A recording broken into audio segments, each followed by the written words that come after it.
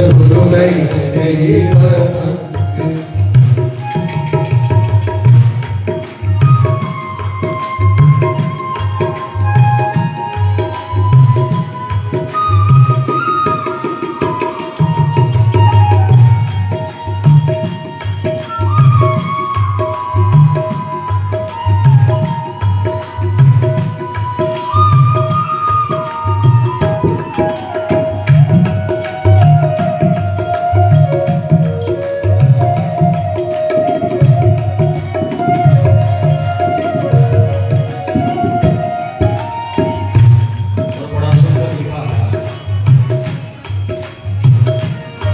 बड़ी मुश्किल दे नाल मिलिया मैनू तेरा दवारा है बाबा, तेरा दवारा है।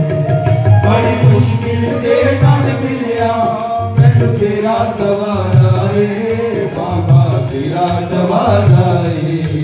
मैनू इको तेरा आसरा ना होर सहारा है बाबा, होर सहारा है। मैनू इको तेरा आसरा ना होर सहारा है बाबा, होर सहारा है। हुण तेरे ही भरोसे, हुण तेरे ही भरोसे। हवा विच उड़दी जावांगी, हवा विच उड़दी जावांगी। ओ साइयां डोर हथों छड्डी ना मैं कट्टी जावांगी। साइयां डोर हथों छड्डी ना मैं कट्टी जावांगी। सतगुरु मैं तेरी पतंग, सतगुरु मैं तेरी पतंग।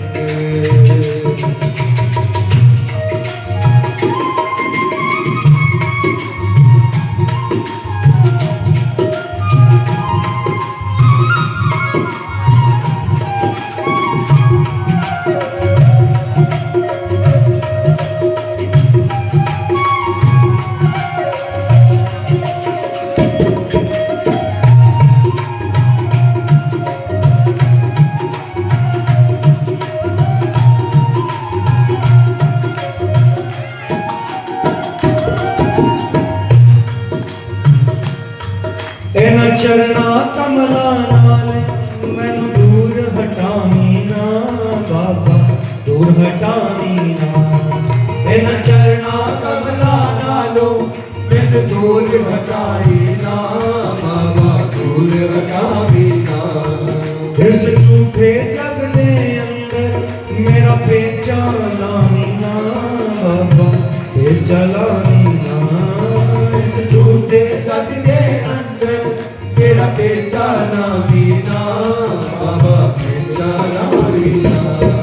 जे कट गई तां सतगुरु, जे कट गई तां सतगुरु। फिर मैं लुटी जावांगी, फिर मैं लुटी जावांगी। ओ साइयां डोर हथों छड्डी ना मैं कट्टी जावांगी। साइयां डोर हथों छड्डी ना मैं कट्टी जावांगी। सतगुरु मैं तेरी पतंग, सतगुरु मैं तेरी पतंग। बाबा मैं तेरी पतंग, बाबा मैं तेरी पतंग।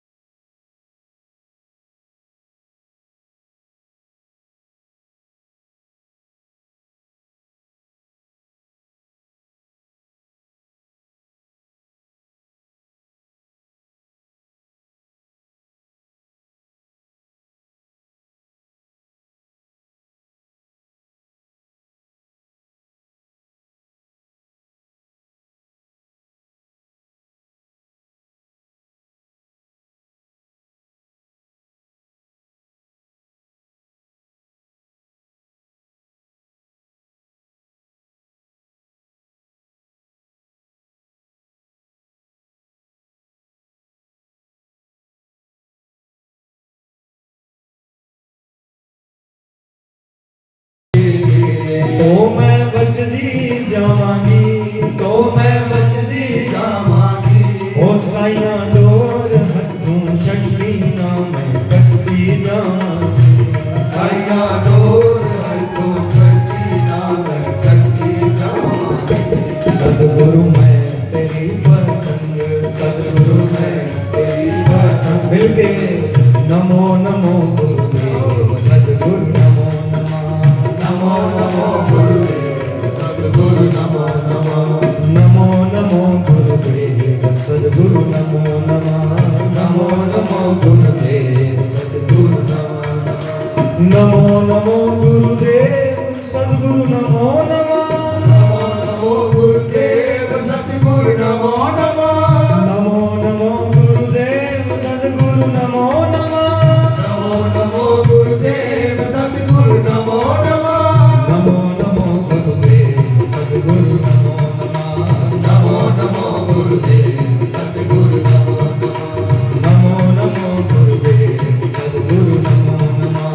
नमो नमो गुरुदेव सद्गुरु नमो नमः। नमो नमो गुरुदेव सद्गुरु नमो नमः। हरि बोल हरि बोल हरि बोल हरि बोल हरि बोल हरि बोल हरि बोल हरि बोल। कृष्ण बोल कृष्ण बोल कृष्ण बोल कृष्ण बोल। राधा बोल राधा बोल राधा बोल राधा बोल। हरि बोल हरि बोल हरि बोल हरि बोल। हरि बोल हरि बोल हरि बोल हरि बोल। राम बोल राम बोल राधा बोल राधा बोल। हरि बोल हरि बोल हरि बोल हरि बोल। हरि बोल हरि बोल हरि बोल हरि बोल। हरि बोल हरि बोल हरि बोल हरि हरि बोल। बोल हरि बोल हरि बोल हरि बोल। श्री भक्तवत्सल भगवान की जय। और दूसरा प्रश्न ये आया कि कथा 7 दिन की क्यों है ना? और महाराज जी शौनकादि ऋषियों का ये प्रश्न है और सूत जी ने उत्तर दिया कि जब सनकादिक ऋषियों ने नारद जी को ये कथा सुनाई थी तब से ये 7 दिन की परंपरा चली थी। तो शौनक जी प्रश्न करते हैं कि नारद जी तो 2 घड़ी से अधिक कहीं टिक ही नहीं सकते, उनको तो शाप है। और जो कहीं टिक ही नहीं सकता, सनकादिक भी परमहंस है, वो भी नहीं टिकते, तो ये कथा की परंपरा चली कैसे? तो महाराज बद्रिक आश्रम की, बद्रीनाथ जी की ये बात है जिसको विशाला क्षेत्र भी कहा जाता है। तो विशाला क्षेत्र इसलिए कहते हैं क्योंकि राजा विशाल का यहाँ पर तप है, उन्होंने ही बद्रीनाथ जी को प्रकट किया है, इसलिए उसको बद्री विशाल जी कहते हैं। तो नारद जी उसी विशाला क्षेत्र में गंगा जी के किनारे सनकादिकों से ये कथा सुनी। और सनकादिक ये चारों साक्षात भगवान का स्वरूप है। देखने में तो 5 ही साल के लगते हैं, लेकिन है पूर्वजों के भी पूर्वज। बूढ़ों में सबसे बूढ़े भी नहीं है, लेकिन देखने में आज भी 5 साल के लगते हैं। और महाराज इनका एक ही काम है, सत्संग करना और सत्संग सुनना। इनको ना श्रोताओं की आवश्यकता पड़ती है ना वक्ता की। 3 नीचे बैठ जाते, एक ऊपर बैठ जाता, एक कथा करता, 3 सुनते। अब जब एक कथा करके थोड़े थक जाएं तो वो नीचे आते, दूसरा आकर के ऊपर बैठ जाता, तो कथा ही करते हैं। इनका काम ही कथा करना, इनका काम ही महाराज सत्संग करना। कथा मात्रैक जीविना, इनका जीवन ही कथा है महाराज। कथा को छोड़ करके इनको और कुछ दूसरी कोई बात अच्छी नहीं लगती। ये व्यथा के चक्कर में नहीं पड़ते, इनको कथा ही अच्छी लगती। और कथा की श्रेष्ठता भी यही है कि ऐसे ही कथा का आयोजन होना चाहिए जैसे आपके मंदिर में हो। ताली आपने पहले बजा दी, बात तो सुनी। कथा की श्रेष्ठता है, इसके लिए चंदा इकट्ठा नहीं करना पड़ता। महाराज जी किसी से कोई उगाही चंदा पैसा नहीं मांगते हैं, मांगते हैं कोई बता दे कि किसी के पास पर्ची रसीद किसी ने काटी हो। ये कथा की श्रेष्ठता है, क्योंकि कथा व्यापार है ही नहीं। जो इस ठाकुर जी के चरणों में चढ़ता है उसी से ये कथा को सब व्यवस्थाएं, सब खर्चे कथा की देखते हैं। वो देखते हैं कि नहीं देखते? यही श्रेष्ठता है कथा की। इसलिए तो इस कथा में सबसे अधिक आनंद आता है, करने वाले को भी, सुनने वाले को भी, करवाने वाले को भी।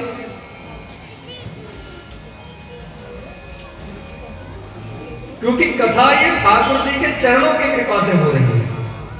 अब ठाकुर जी की कृपा में, ठाकुर जी के चरणों में जो भी चढ़ेगा तो ठाकुर जी के चरणों की तो कृपा है हमारा। लेकिन एक निवेदन मैं आपसे भी करूंगा, आप भी ठाकुर जी की सेवा में कोई कमी मत रखा करो। यदि कोई मांगे ना तो इसका अर्थ ये नहीं है कि हमको समर्पण करना नहीं है। ये कथा समर्पण की कथा है। यहाँ पर कभी किसी से कुछ मांगा ही नहीं जाएगा।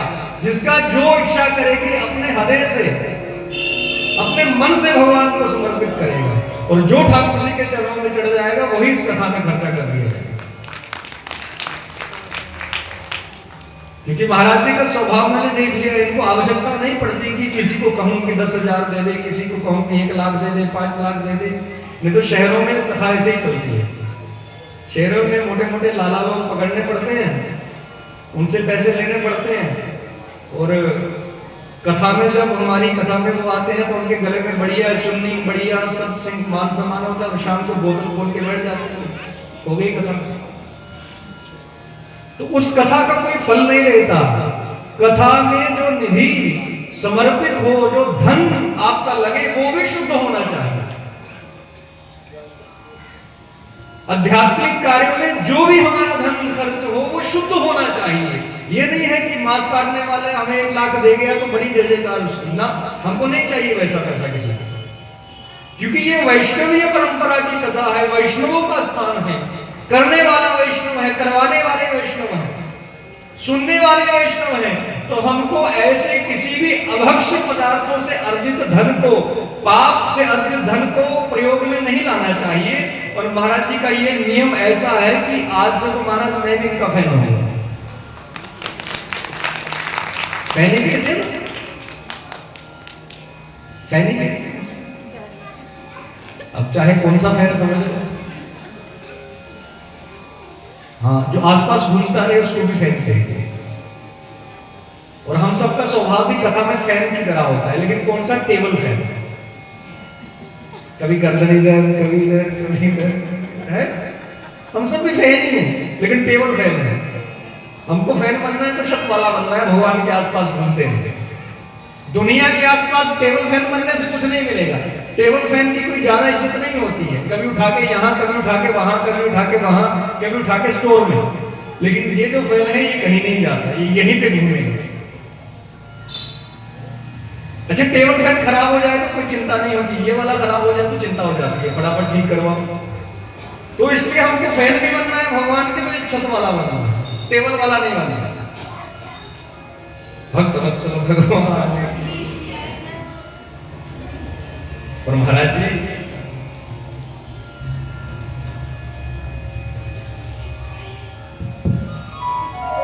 सनकादिकों को जब नारद जी मिले थे तो नारद जी ने बड़ी चर्चा करी है इस कली काल की। सब तीर्थों की चर्चा करी है कि मैं सब तीर्थ घूमा हूं, और हमको मनुष्य मात्र को जिन तीर्थों को नारद जी ने कहा इनके जीवन में एक बार दर्शन करने ही चाहिए। तो कौन कौन से तीर्थ हमको कहे महाराज? पुष्करम च प्रयागं च काशीं गोदावरीं तथा हरिक्षेत्रम कुरुक्षेत्रम श्रीरंगम सेतुवंदन। पहले तो हमें पुष्कर तीर्थ के दर्शन करने चाहिए। जानते हो पुष्कर जी कहाँ? फिर उसके बाद प्रयागराज के दर्शन हमको, तीर्थराज के दर्शन हमको करने चाहिए। फिर उसके बाद काशी के दर्शन तो हमको करने ही चाहिए। उसके बाद गोदावरी माने नासिक के दर्शन भी हमको करने चाहिए। और अब अगले साल ही है वहां पर कुंभ स्नान, 27 में है जाने। फिर उसके बाद हरिद्वार के दर्शन हमको करने ही चाहिए। कुरुक्षेत्र के दर्शन भी हमको करने चाहिए और श्रीरंग भगवान के दर्शन तो एक करने ही आपको चाहिए, क्योंकि आप उसी स्थान पर बैठे हो जो श्रीरंग भगवान को ही समर्पित है। और उसके बाद सेतु बंद जानिए कौन सा है? हाँ, रामेश्वरम। इसके लिए हमको दर्शन करने ही चाहिए। लेकिन नारद जी जब सब जगह घूम करके देखा तो कहीं पे उनको सत्य नहीं मिला, कहीं पे उनको दया नहीं मिली, कहीं पे उनको तप नहीं मिला। दान मिला, लेकिन दान भी कैसा, दिखा करके करने वाले, स्वेच्छिक दान नहीं मिला। आज यदि गलती से कोई चलती कथा में जा, किसी यज्ञ में जा, भंडारे में 11,000 रुपया दे रहे तो वो चाहता है एक बार माइक से उसको उसका नाम बोला जाए, जब उसको हार माला दी जाए। तो दान भी मिला, लेकिन दान भी विकृत दान है, स्वस्थ रूप से दिया गया दान नहीं मिला, पवित्र रूप से दिया गया, निस्वार्थ रूप से दिया गया दान उनको नारद जी को कहीं मिला नहीं। और जहां देखे वहां पाखंड ही पाखंड मिला, सब पाखंडी मिलने लगे नारद जी, क्योंकि कलिकाल का प्रभाव था, कलयुग का प्रभाव था। महाराज घरों में जाकर के नारद जी ने देखा तो महिला प्रधान है, पति को कोई नहीं पूछ रहा, डोगरी जाकर ने जनानी प्रधान है।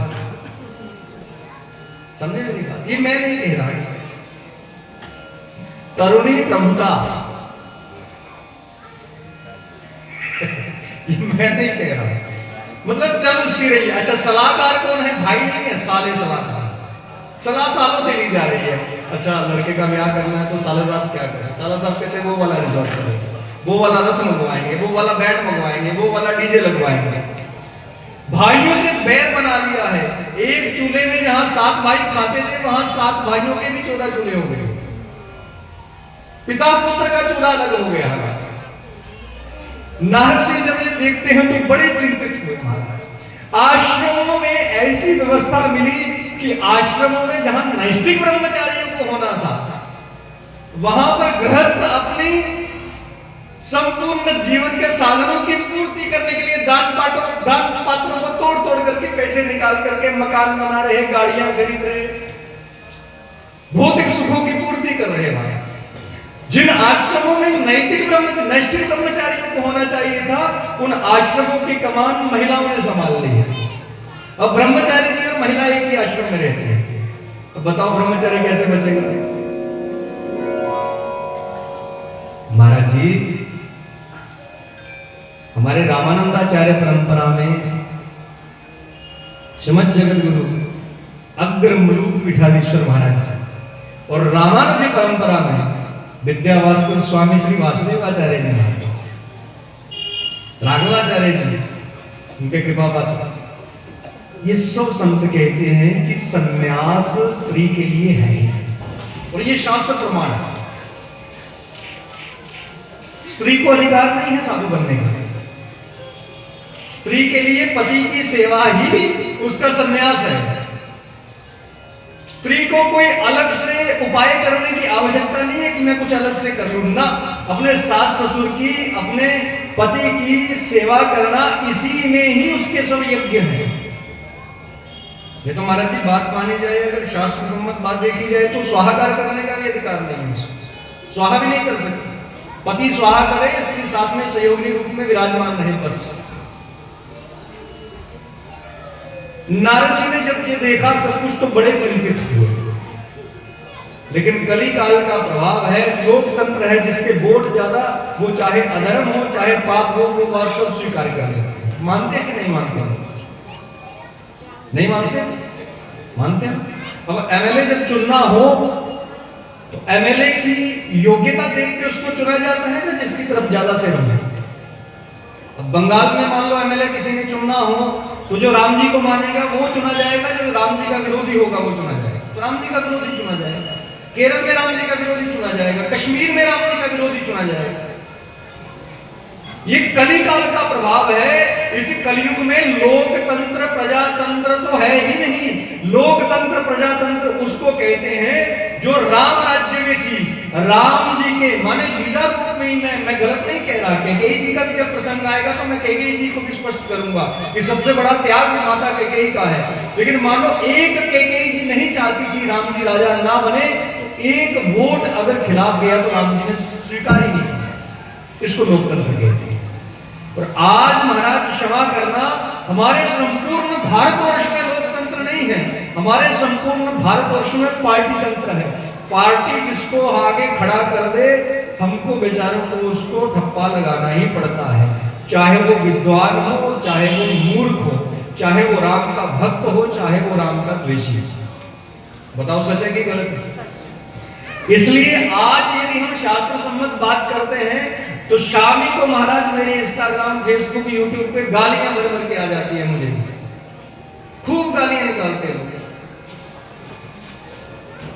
क्योंकि उनको कुछ लेना देना नहीं है मर्यादा से, धर्म से, शास्त्र से। उनको तो बस मेजॉरिटी है हमारी, हम ये चाहते हैं, हम तो ये चाहते हैं 4 साल का बच्चा ऊपर बैठा करके कथा सुनाएंगे, हम तो ये चाहते हैं कोई महिला ऊपर बैठ के कथा सुनाए, तो मेजॉरिटी है। आज यदि आप अपनी जागरण परंपरा को भी देखो तो जागरण कौन लोग कर रहे हैं? जागरण परंपरा इतनी पवित्र परंपरा है जिसमें साक्षात भगवती देवी ज्वाला जी को प्रकट किया जाता है। वो बड़ी ज्योत जो है वो साक्षात श्री ज्वाला देवी प्रकट होकर के वहां पर वास करती है, दर्शन देती है। उन ज्वाला देवी जो सती जी का ही स्वरूप है, उन सती जी के पति भगवान शिव को जब गाने की बारी आए तो भोले दी बरात चली गज गज के, सारे ने भंग की गज गज। ओ गणेश के बापू एक लोटा भंग गुटवा देंगे, मेरा भोला पिंदा भांगड़े। विचार करो, अपने आप में एक बार चिंतन करो, जिसका तुमने जागरण रखा है वो भगवती के पति को जब तुम नशेड़ी अपशब्द कहोगी तो वो तुम पर कृपा करने आएगी या क्रोध करने आएगी? वो तुम्हारा कल्याण करेंगे या तुम्हारा नाश करेंगे? इसलिए आज जगराते जो करवा रहे हैं अमर्यादित, उन सबके पास सुख नहीं है महाराज, उन सबके बच्चे नशेड़ी हो रहे हैं। हाँ, और जो करने आ रहे हैं उनके भी चरित्र का कोई पता नहीं है। कम से कम भैया आदमी वैष्णव तो होना ही चाहिए, कम से कम अभक्ष्य पदार्थों से जिनका ठाकुर जी को भोग नहीं लगता उनसे तो दूर रहना ही चाहिए। आज जागरण, आज बड़े बड़े मंचों पर गाने वाले कौन लोग हैं? जो फिल्मों में भी काम कर रहे हैं, जो मॉडलिंग भी कर रहे हैं, जो नंगे नंगे कपड़े भी डाल रहे हैं, जो पार्टियों में नाच भी रहे हैं, बड़े बड़े होली फेस्टिवल पता नहीं कौन कौन बना करके वहां पर वेस्टर्न गीतों पर, पाश्चात्य गीतों पर नंगा नंगा नाच भी कर रहे हैं, और जगरातों में माइक पकड़ के खड़े होते हैं। हमारे लोग गोरी गोरी नोट उनके ऊपर उड़ाते हैं। जिस हमारी करेंसी को, निधि को, संपदा को, धन को लक्ष्मी जी के तुल्य कहा गया, वो लक्ष्मी जी ऐसे करके फेंकी जाती महादेव पर। ये हमारे सनातन धर्म का नाश नहीं तो और क्या है? चिंतन करो एक बार। इसलिए मैं निवेदन करूं, जागरण जो आप करवाते हो, आप सिर्फ कलाकार को बुलाते हो। जागरण कलाकारों का काम नहीं है, जागरण भक्तों का काम है। आपको याद होगा जो पुरानी माताएं हैं, जब हम जागरण के लिए किसी को निमंत्रण देते थे तो चावल को हल्दी में रंग लगा करके डल, उसको कहते हैं, डल देते थे। अब बताओ, ढल भक्तों को देते थे ना कलाकारों को देते थे? हम कहते थे ना, जाओ भक्त जी डल लाओ, तो सारे गाते गाता करते, भक्त जी ये डल लो, हमारे घर में जागरण करने आना। आज किसको डल दे रहे हैं? और जागरण में प्रधान रूप से 4 पहर की कथा है, प्रधान कथा है। ये न्यू लाइफ, ये अखाड़ा तो जागरण में था ही नहीं। ये नाचने गाने वाला काम भगवती मैया को स्थापित करके 4 पहर की कथाएं भाखों में, पाखा पाख मतलब कारकों में, बिठलियों में, इनमें गाई जाती थी। जी हमारी डुग्गर परंपरा थी जो लुप्त हो गई। आज क्या गाया जा रहा है? आज गाया जा रहा है माता दे दरबार मोटरसाइकिल लेके आ पाए। इसमें क्या महिमा है माता की?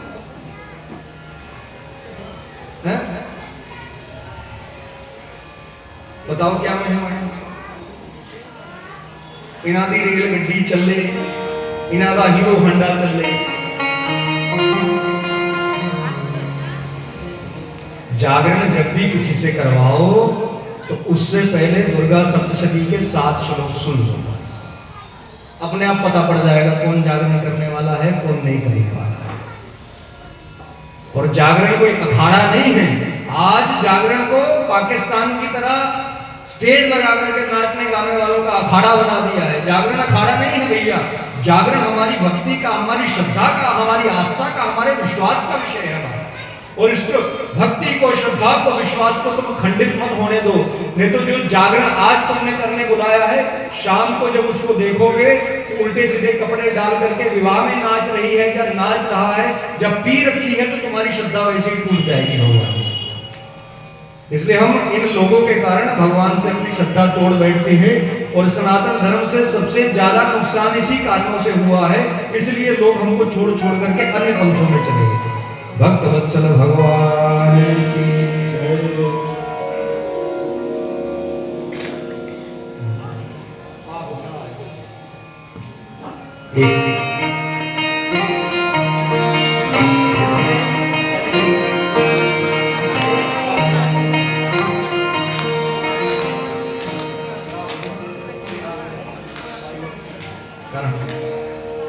श्री भक्तवत्सल भगवान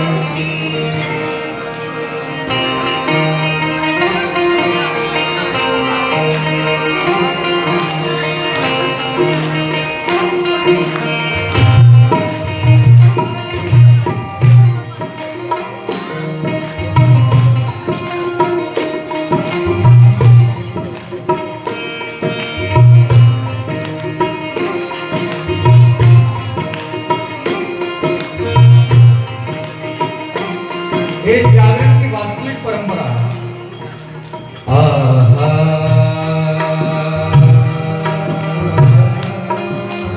ये डोगरी कल्चर आपको दिखा रहा हूं, हमारा डोगरे प्रदेश का जो रंग है।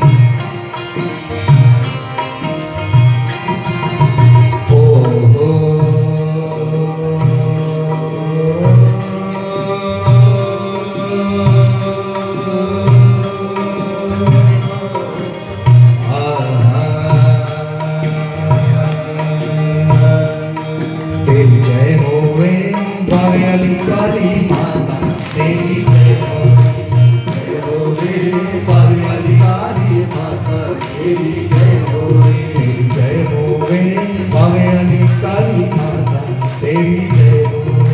जय हो रे पार्वती काली माता तेरी जय हो रे।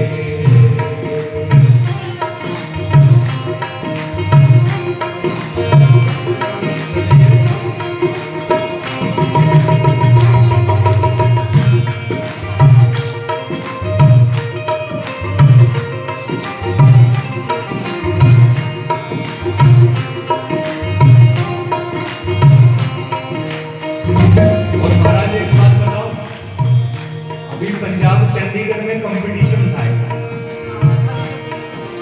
पूरी स्टेट जितनी भी है हमारी, सब यूनिवर्सिटियों के, कॉलेजों के बच्चे वहां पर आए थे परफॉर्मेंस करने। लेकिन हमारे जम्मू के एमएम कॉलेज के बच्चे गए और उन्होंने यही गाया और फर्स्ट प्राइज मिल गया। और मेरा सीना इतना चौड़ा हुआ वो वीडियो देख करके। मैं उन बच्चों को जानता नहीं, लेकिन जो भी वो बच्चे यार तुमने दिल लूट लिया। एक ही है, कितनी बार बोलो।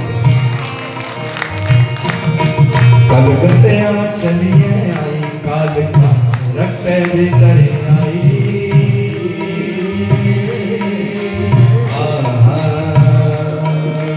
बिचवा में बंगलो चल रहा आंधी काल का माई।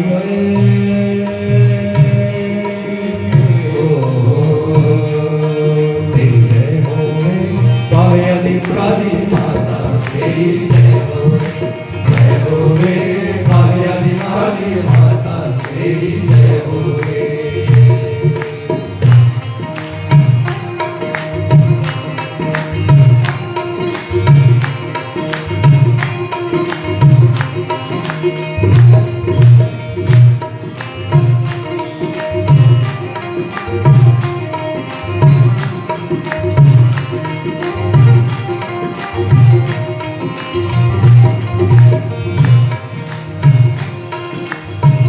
दूरा दूरा संगता आंदिया जय जयकार बुलाइयो रे।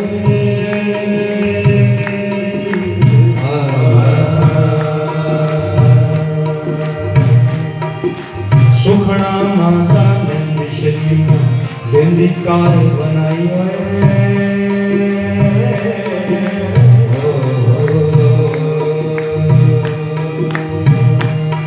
तेरी जय होवे भावे अली काली माता तेरी जय होवे भावे अली काली माता तेरी जय होवे भावे अली काली माता तेरी जय होवे।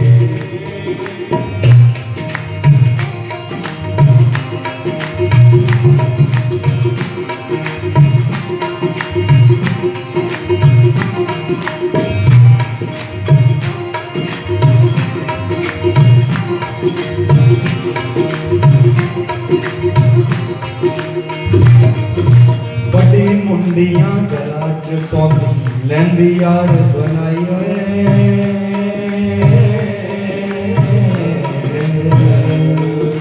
सवा मनादा खपर मैया ओ भी परोंदा नाई होए।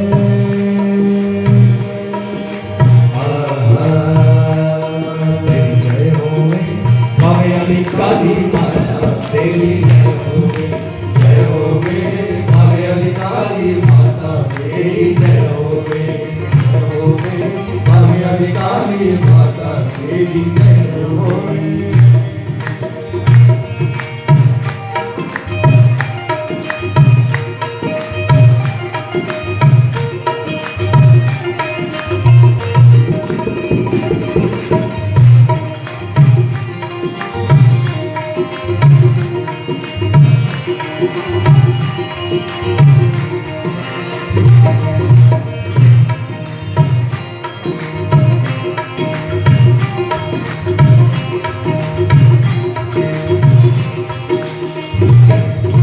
सच्चे वचन खवादे काल का अमृत कथा सुनाई होए।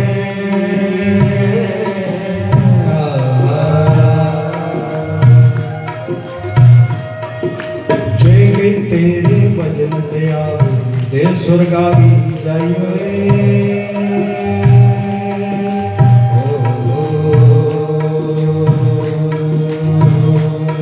तेरी जय होवे भावे अली काली माता तेरी जय होवे भावे अली काली माता तेरी जय होवे भावे अली काली माता तेरी जय होवे भावे अली काली माता तेरी जय होवे भावे अली काली माता तेरी जय होवे भावे अली काली माता तेरी जय होवे।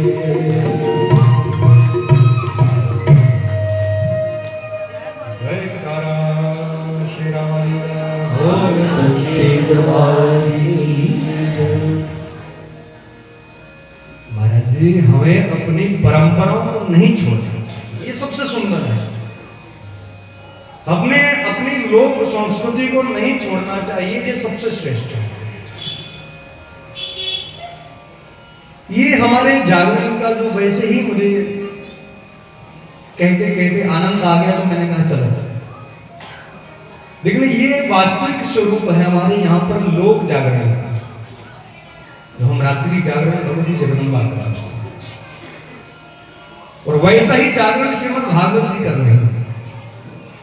ये नारद जी कलयुग को नहीं बता रहे हैं, ये हम सबके प्रश्न है भगवान से। भगवान ऐसा हो रहा है, भगवान ऐसा हो रहा है।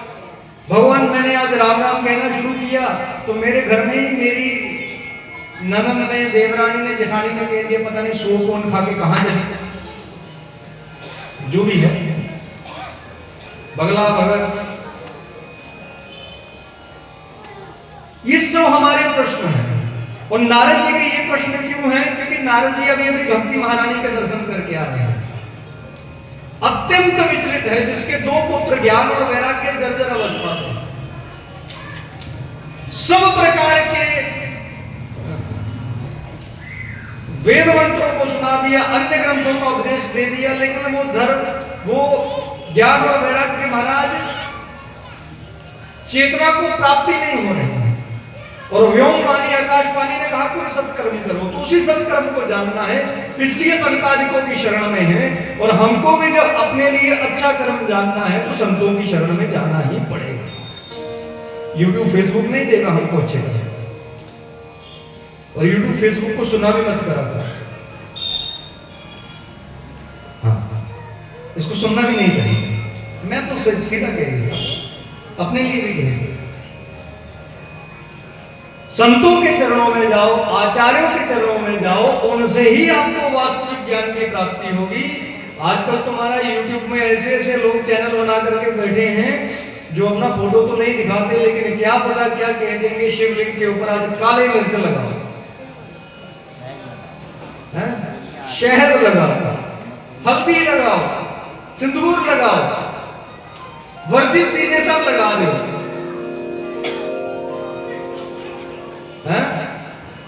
कनेर का पुष्प चढ़ा दे, ऐसे भी कहने लगे मुझे। और जो चढ़ाया गया है उसको उठा करके खा लो, जो जल चढ़ाया है उसको उठा करके पी लो। अरे भैया, कभी आचार्यों से भी पूछ लो क्या करना है क्या नहीं करना है। इसमें ना मैं प्रमाण हूं, ना आचार्य जन प्रमाण है, ना कोई संत प्रमाण है, ना प्रधानमंत्री प्रमाण है, ना कोई वैज्ञानिक साइंटिस्ट प्रमाण है, और ना ही लोकतंत्र प्रमाण है। तस्मात् शास्त्रम प्रमाण, इसमें शास्त्र ही प्रमाण है हमको क्या करना है क्या नहीं करना है। जो शास्त्र कहता है वही प्रमाण है। और शास्त्र कहता है शिव पर चढ़ा हुआ सबसे पहले चंड भगवान का अधिकार है, हमको उस पर कुछ नहीं लेना, कुछ नहीं खाना। लेकिन नहीं महाराज, टीवी में यूट्यूब में एक बाबा जी ने कह दिया तुम पियो, लेट लेट के पियो। महिलाएं तुम ऊपर घिस घिस के शिवलिंग को नहलाओ, जबकि महिलाओं का जलार्पण करना और पुरुष का जलार्पण करना दोनों विधियां भिन्न है महाराज। एक पूर्णाभिषेक करता है, एक जलहरी अभिषेक करता है, एक तो नीचे जल अर्पण करते हैं। जो चढ़ाया हमें उसको खा लो। और वैष्णवों में तो महाराज केवल नर्मदेश्वर के ही हम चंड भगवान का अधिकार निकाल करके विधि से तो आचमन रूप में या प्रसाद रूप में कुछ प्राप्त कर ले तो कर ले, वो भी तुलसी दल डाल वैष्णवों में, वो भी तुलसी दल के सहित, बिना तुलसी दल के नहीं। लेकिन यहाँ तो मुझे समझ नहीं आती, चंड भगवान का किसी को पता नहीं, विधि का पता नहीं, लेकिन पियो। अब कौन शिवलिंग है आगे, स्फटिक के हैं, मले आशान के पत्थर के हैं, मकराना मार्बल के हैं, किसके हैं कोई पता नहीं, लेकिन करो। इसलिए हमको ये सब बातें जब सीखनी है तो संतों की चरण शरण में हमको रहना ही पड़ेगा। और मंत्र भी कैसे, श्री शिवाय नमस्तुभ्यं, जबकि ये प्रणाम है, मंत्र है ही नहीं। मननाद त्रायते, ये मंत्र है ना जिसका मनन हो वही मंत्र है, और ये प्रणाम है, ये मनन योग्य नहीं है, ये करने योग्य है, ये क्रिया है, ये मनन तो है ही नहीं। और मंत्र जब भी हो तो मंत्र में चार चीजें आवश्यक मिल जाती है। पहले मंत्र का कोई छंद होता है, छंदबद्ध होता है, छंदहीन कभी मंत्र नहीं हो सकता। दूसरा, मंत्र को बनाने वाला कोई ऋषि होता है, भगवान का ही आर्ष अवतार होगा। ऋषि भी ऐसे नहीं कोई चले आजकल अपने नाम के आगे ऋषि लिख लिया तो उन्होंने मंत्र बना दिया ना, भगवान का आर्ष अवतार होना चाहिए। तीसरा, मंत्र का कोई देवता होता है, और चौथा, मंत्र का कोई विनियोग होता है। चार चीजें तो कम से कम होनी चाहिए, जिसमें जब चारों नहीं वो मंत्र नहीं। और आज महाराज जी मैं देख रहा हूं हरे राम राम राम हरे के आगे ओम लगा रहे हैं, प्रणवाक्षर का प्रयोग कर रहे हैं, श्री राम जय राम के आगे भी ओम लगा रहे हैं। भैया, हम मंत्र बनाने वाले मंत्र दृष्टा नहीं हैं, हमको अधिकार नहीं है। यदि हम भगवान के मंत्र से छेड़छाड़ करते हैं तो मंत्र साक्षात भगवान का स्वरूप है, मंत्र से कुछ बढ़ाएंगे या घटाएंगे तो ऐसा ही है जैसे भगवान के मुंह के ऊपर कुछ अलग से चिपका देना या भगवान की एक आधी बारी टांग काट देंगे, ये ऐसा ही अपराध है। और शिव पुराण की बात माने हम तो प्रणवाक्षर का अधिकारी नहीं है, नारियों संध्याहीन ब्राह्मण तक नहीं कह सकता हूं। इसलिए तो हम जो संध्या आदि करते हैं जिनका यज्ञोपवीत है, शिखा सूत्र है, माने जो वेद पाठी हैं वो तो कहें ओम नमः शिवाय। आप सब लोग जो पुरुष हैं जिनकी सिर पर शिखा नहीं, वो ओम नमः शिवाय नहीं कह सकते, उनको नमः शिवाय कहना है, नमः शिवाय कहना है, नमः शिवाय कहना है। इसलिए तो हमारे बड़े बड़े महापुरुष जब आरती करते हैं तो आपने ध्यान नहीं दिया होगा कभी, वो ओम जय जगदीश हरे नहीं बोलते, जय जगदीश हरे जय जगदीश, ओम नहीं लगाते क्योंकि सब बोल नहीं सकते। और नारियों को तो नमः शिवाय भी नहीं बोलना, ओम भी नहीं लगाना, उल्टा शिवाय नमः शिवाय नमः शिवाय नमः, ये शिव पुराण में लिखा है, स्पष्ट लिखा है। इसलिए हमको मनमाना आचरण नहीं करना है, हमारे लिए जो शास्त्र आज्ञा है हमको उसके अनुसार चलना है। विग्रह का कभी भगवान के स्पर्श नहीं करना है, नहीं करना है, नहीं करना है। जब आप अपने घर से चल के आती हो तो कितनी नालियां लांग के आती हो, आपको पता है आपके पांव के नीचे क्या क्या आया है, कितनी गंदगी आई है, आकर के सीधे भगवान को पकड़ लेती है। और ये तो हमको रेलिंग लगवानी पड़ती है, आजकल मंदिरों में शीशे लगवाने पड़ते हैं, तो भगवान के नाक तक टीका लगाओ। भगवान को सजाया जाता है जब भगवान को कुरूप किया जाता है। भगवान का श्रृंगार करना अच्छी बात है, जब भगवान का मुंह बिगाड़ देना अच्छी बात है। अब आपके मंदिर में देखो श्री राधा कृष्ण भगवान कितने सुंदर हैं, और एक दिन के लिए छूट दे दी जाए सबको कि जाओ मथा टेकिए, दूसरे दिन पता पड़ जाएगा सुंदरता का। गर्भगृह में मैं भी आज तक, मैं 2 दिन यहाँ आया हूँ, आप पूछ सकते हैं आचार्य जी से, मैं गर्भगृह में प्रवेश नहीं किया, नहीं करना है भाई, हमको अधिकार नहीं है। गर्भगृह में केवल जो नियुक्त पुजारी जी हैं वही उसमें प्रवेश कर सकते हैं, क्योंकि उनको नियम पालन का पता है। एक दिन मैं मंदिर में महाराज जी के पास था तो उस समय ऋषि जी को जाना था अंदर, ऋषि नारायणाचार्य जी को अंदर जाना था, तो इतनी ठंडी में स्नान करके फिर अंदर गए हैं सब शुद्ध वस्त्र डालकर। हम ये नहीं कर सकते, तो इसलिए हमको नहीं जाना, बाहर से प्रणाम करो। जो भगवान को छूने का फल है वो देखने का फल उससे कहीं ज्यादा है। और ये कभी मंदिर बंद हो, मंदिर में भगवान के दर्शन ना हो, तो मंदिर के शिखर के दर्शन कर लो, वो भी साक्षात भगवान के दर्शन, साक्षात भगवान के दर्शन। मेरे साथ तो कई बार ऐसा हुआ, कई मंदिरों में मुझे दर्शन नहीं हुए, तो मैंने शिखर को देख करके प्रणाम किया, तो वो भी भगवान का साक्षात स्वरूप। शिखर बनाया इसीलिए जाता है कि जब कभी हमारा ऐसी स्थिति हो कि हम मंदिर के भीतर प्रवेश ना कर सकें, तो शिखर दर्शन से भगवान को प्रणाम करें। महाराज जी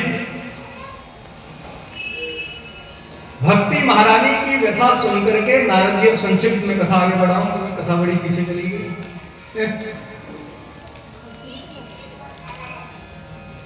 गंगा द्वार में कथा का आयोजन है। अब गंगा द्वार को हरिद्वार भी कहते हैं, हरिद्वार भी कहते हैं, लेकिन व्यास जी ने गंगा द्वार इसलिए लिखा है कि वैष्णव और शैव आपस में मतभेद ना करें। ये ना लगे कि ये सिर्फ वैष्णवों की सुनने की कथा है, शैव नहीं सुने, या शैव ना कहें कि हमारी कथा है वैष्णव मत सुने। इसलिए दोनों के बीच में समन्वय बैठाने के लिए उन्होंने कह दिया गंगा द्वार। ये गंगा द्वार में, हरिद्वार में हो रही है, और ये गंगा द्वार हरिद्वार भी है और हरिद्वार भी है, क्योंकि भगवान केदारनाथ के दर्शन करने हो तो भी हरिद्वार से जाना पड़ेगा, और भगवान बद्रीनाथ के दर्शन करने हो तो भी हरिद्वार से जाना पड़ेगा। और वहां पर जब कथा का वाचन हुआ महाराज, उसी समय महाराज भक्ति रानी ज्ञान वैराग्य के साथ एकदम स्वस्थ होकर प्रकट हुई। और महाराज कथा की इतनी महिमा है, दर्शन तो पहले वृंदावन में मिले, तो पहले वृंदावन में थे, लेकिन स्वस्थ हो गई हरिद्वार में। स्वस्थ होने का आश्रय क्या है कि भक्ति देवी तभी पुष्ट होती है जब भक्त मिलकर के भगवान की गाथा को, भगवान की महिमा को गाएं, सुने, हैं? और महाराज जी ज्ञान और वैराग्य ये दोनों वृंदावन में पुष्ट क्यों नहीं हुए? क्योंकि वृंदावन की महिमा कम है क्या? नहीं, वृंदावन प्रेम की नगरी है, वहां ज्ञान वैराग्य का तो कोई काम ही नहीं है। ज्ञान की नगरी है काशी, काशी में ज्ञान हो जाता स्वस्थ, और वैराग्य की नगरी है अयोध्या। त्याग की नगरी कौन सी है? इसलिए दोनों वृंदावन में वैसे ही रहे, इसलिए पुष्ट नहीं हुए, क्योंकि वहां प्रेम ही पुष्ट था। और जब हरिद्वार में मिले, जब संतों का सानिध्य प्राप्त हुआ, तो ज्ञान वैराग्य प्रेम भक्ति सब की चर्चा हुई, तो ये पुष्ट हो गए। श्री भक्तवत्सल भगवान। तो चलो वृंदावन को प्रणाम कर ले, भैरवी करो ये। चले वृंदावन? कौन कौन जाएगा? कोई दो लड़के उठो, इसे भाड़ा इकट्ठा कर देंगे, किराया लो सबसे पहले। कितना किराया रखें? इतना ठीक है? इतना 3,000 में हो जाता है? तो चलो फिर चलते हैं। भाड़ा क्या देना है? प्रेम से इसको गाना और इसका आनंद लेना। और जिसकी जो इच्छा, मैं कभी नाचने को कहता नहीं, तो कोई नाचे तो मैं देखता नहीं, मना नहीं करता, मेरी अपनी मर्यादा है। नाचने को मैं नहीं कहूंगा कि उठ के सारे नाचो, वो मैं नहीं कहता कभी, ना मैं कह सकता। जिसने जिसको जो जिसमें आनंद आए, जिसको बैठने में, जिसको लेटने में, जिसको खड़े होने में, वैसा वैसा अपने अनुसार है। तो क्या कहना है? पूज्य राजेश्वरानंद जी का भाव है, वृंदावन जाने को जी चाहता है, वृंदावन जाने को जी चाहता है, वृंदावन जाने को जी चाहता है, वृंदावन जाने को जी चाहता है, राधे राधे गाने को जी चाहता है, राधे राधे गाने को जी चाहता है, वृंदावन जाने को जी चाहता है, वृंदावन जाने को जी चाहता है।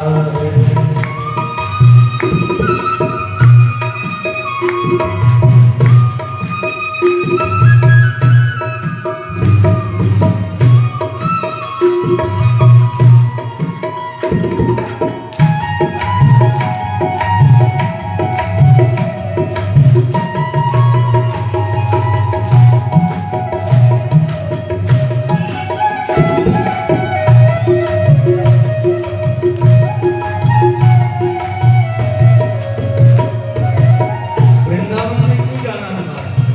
क्या मिलेगा वहां पर? वृंदावन में बाके बिहारी, वृंदावन में बाके बिहारी, वृंदावन में बाके बिहारी, वृंदावन में बाके बिहारी, बाके बिहारी आए भाई, बाके बिहारी, बाके बिहारी, बाके बिहारी। तो क्या करना है? देखो हम जम्मू वाले हैं, हम उल्टा चलते हैं। हमारे यहाँ पे नदी भी उल्टी बहती है, उत्तर वाहिनी। बाकी सब उत्तर से दक्षिण जाती है, हमारे यहाँ दक्षिण से उत्तर जा रही है। तो इसलिए हमें वही करना है जो रोकते हैं। क्या रोकते हैं? पर्दा क्यों करते हैं बार बार आगे? उनसे अखियां मिलाने को जी चाहता है, अखियाँ मिलाने को जी चाहता है, अखियां मिलाने को जी चाहता है, अखियाँ मिलाने को जी चाहता है, वृंदावन जाने को जी चाहता है, वृंदावन जाने को जी चाहता है।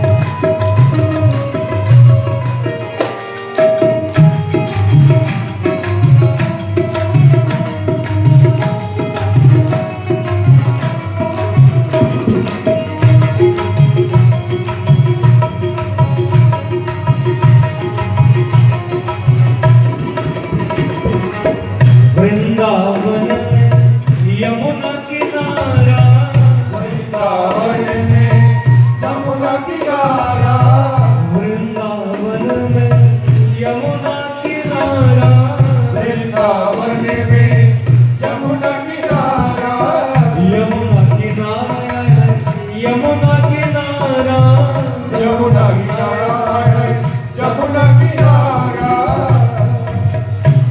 क्या करें? कश्ती अपराध है, कश्ती तो अपराध है, मेरी मानो तो कश्ती अपराध है। हम सब लोग मानसर में भी जाते हैं तो बोटिंग करते हैं, बहुत बड़ा अपराध है। जिस झील में नीचे शेष नारायण बैठे हैं उसके ऊपर चलोगे तो अपराध है।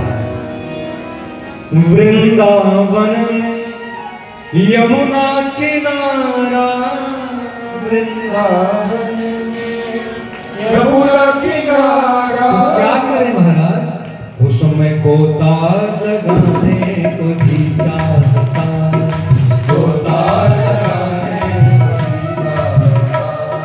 वृंदावन जाने को जी चाहता, वृंदावन जाने को जी चाहता।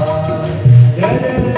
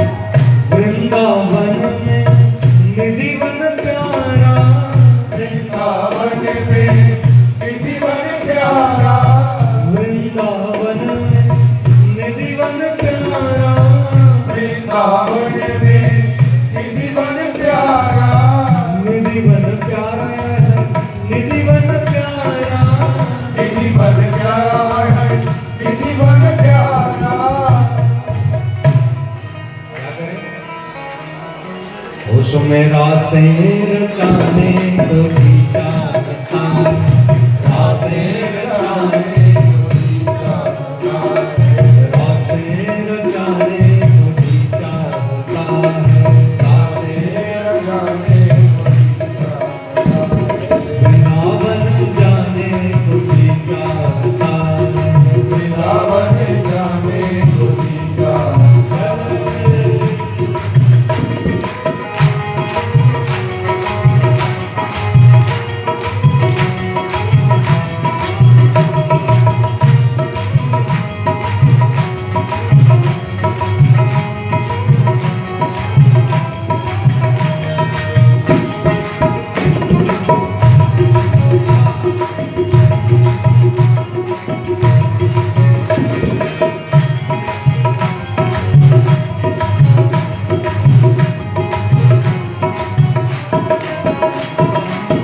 वृंदावन की रज अति प्यारी, वृंदावन की रज अति प्यारी, वृंदावन की रज अति प्यारी, वृंदावन की रज अति प्यारी, रज अति प्यारी है, रज अति प्यारी, रज बड़ी प्यारी है, रज बड़ी प्यारी। रज किसको कहते हैं? धूल को, मिट्टी को, है? तो क्या करें थे? खाएं? क्या करें? हाँ, उसको माथे लगाने को जी चाहता, माथे लगाने को जी चाहता, मस्तक लगाने को जी चाहता, मस्तक लगाने को जी चाहता, वृंदावन जाने को जी चाहता, वृंदावन जाने को जी चाहता, राधे राधे जाने को जी चाहता, राधे राधे जाने को जी चाहता। जय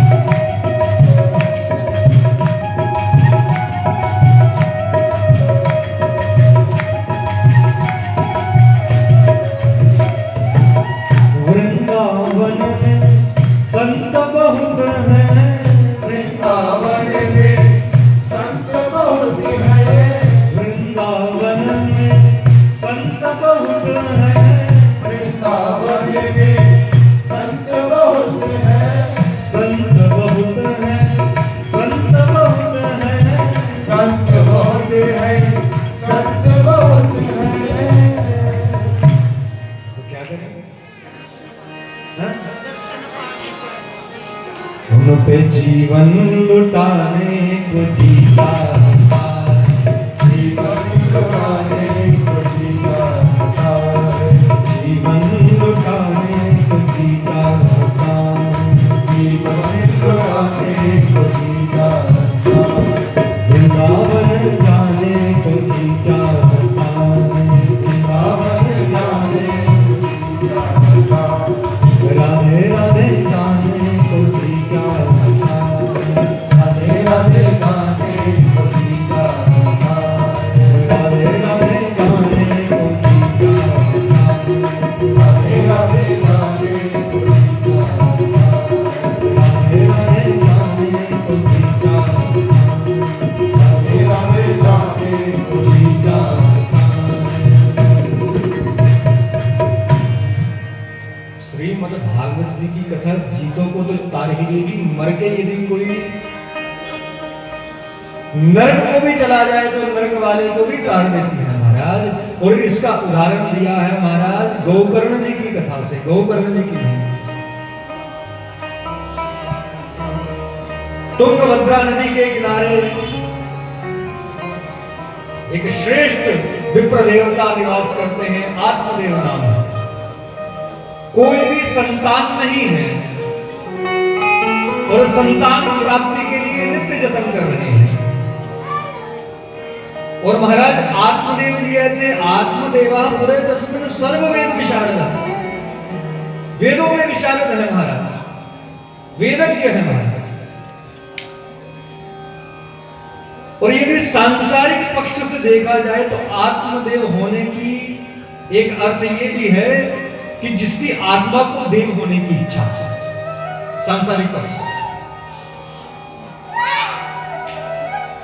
लेकिन आध्यात्मिक पक्ष से देखा जाए तो जिसकी आत्मा ही देव को समर्पित है वो भी आत्मदेव है, अथवा देव ही जिसकी साक्षात आत्मा है वो भी आत्मदेव है। और महाराज आत्मदेव जी की पत्नी है कुंडली, लेकिन बस वो कलयुग का प्रभाव, जैसा आजकल है प्रधान है घर में, कोई माननी नहीं बात, मनमुखी है, जो बात कोई कहे उसको काटना है, निंदा करनी, चुगली करनी, सब बुरे काम करने हैं। भगवान की तो खूब पूजा करनी है मंदिर में जाकर के, लेकिन पति को समय पर कभी भोजन नहीं देना। आपसे एक बात निवेदन कर, बड़ी ध्यान से इस बात को सुनना, क्योंकि सुनने वालों में अधिक संख्या महिलाओं की, इसलिए आपके लिए एक तर्क संगत, युक्ति संगत और शास्त्र सम्मत एक बात है। जो नारी अपने पति को छोड़ करके चाहे भगवान को भी पाले, वो कभी भी जीवन में महाराज सम्मान नहीं पा सकती, कभी भी जीवन में सुख और शांति नहीं पा सकती। लेकिन जो नारी अपने पति को ही भगवान मान करके समर्पित हो जाए, महाराज भगवान स्वयं उसकी प्रतिष्ठा को स्थापित करता है और वही नारी जगत में पूज्या हो जाती है, पूजी जाती है। उदाहरण आपके पास सामने फोटो लगा हुआ है, समझ गए मेरी बात? सीता जी ने किसके चरणों की सेवा की? रुक्मणी जी ने किसके चरणों की सेवा की?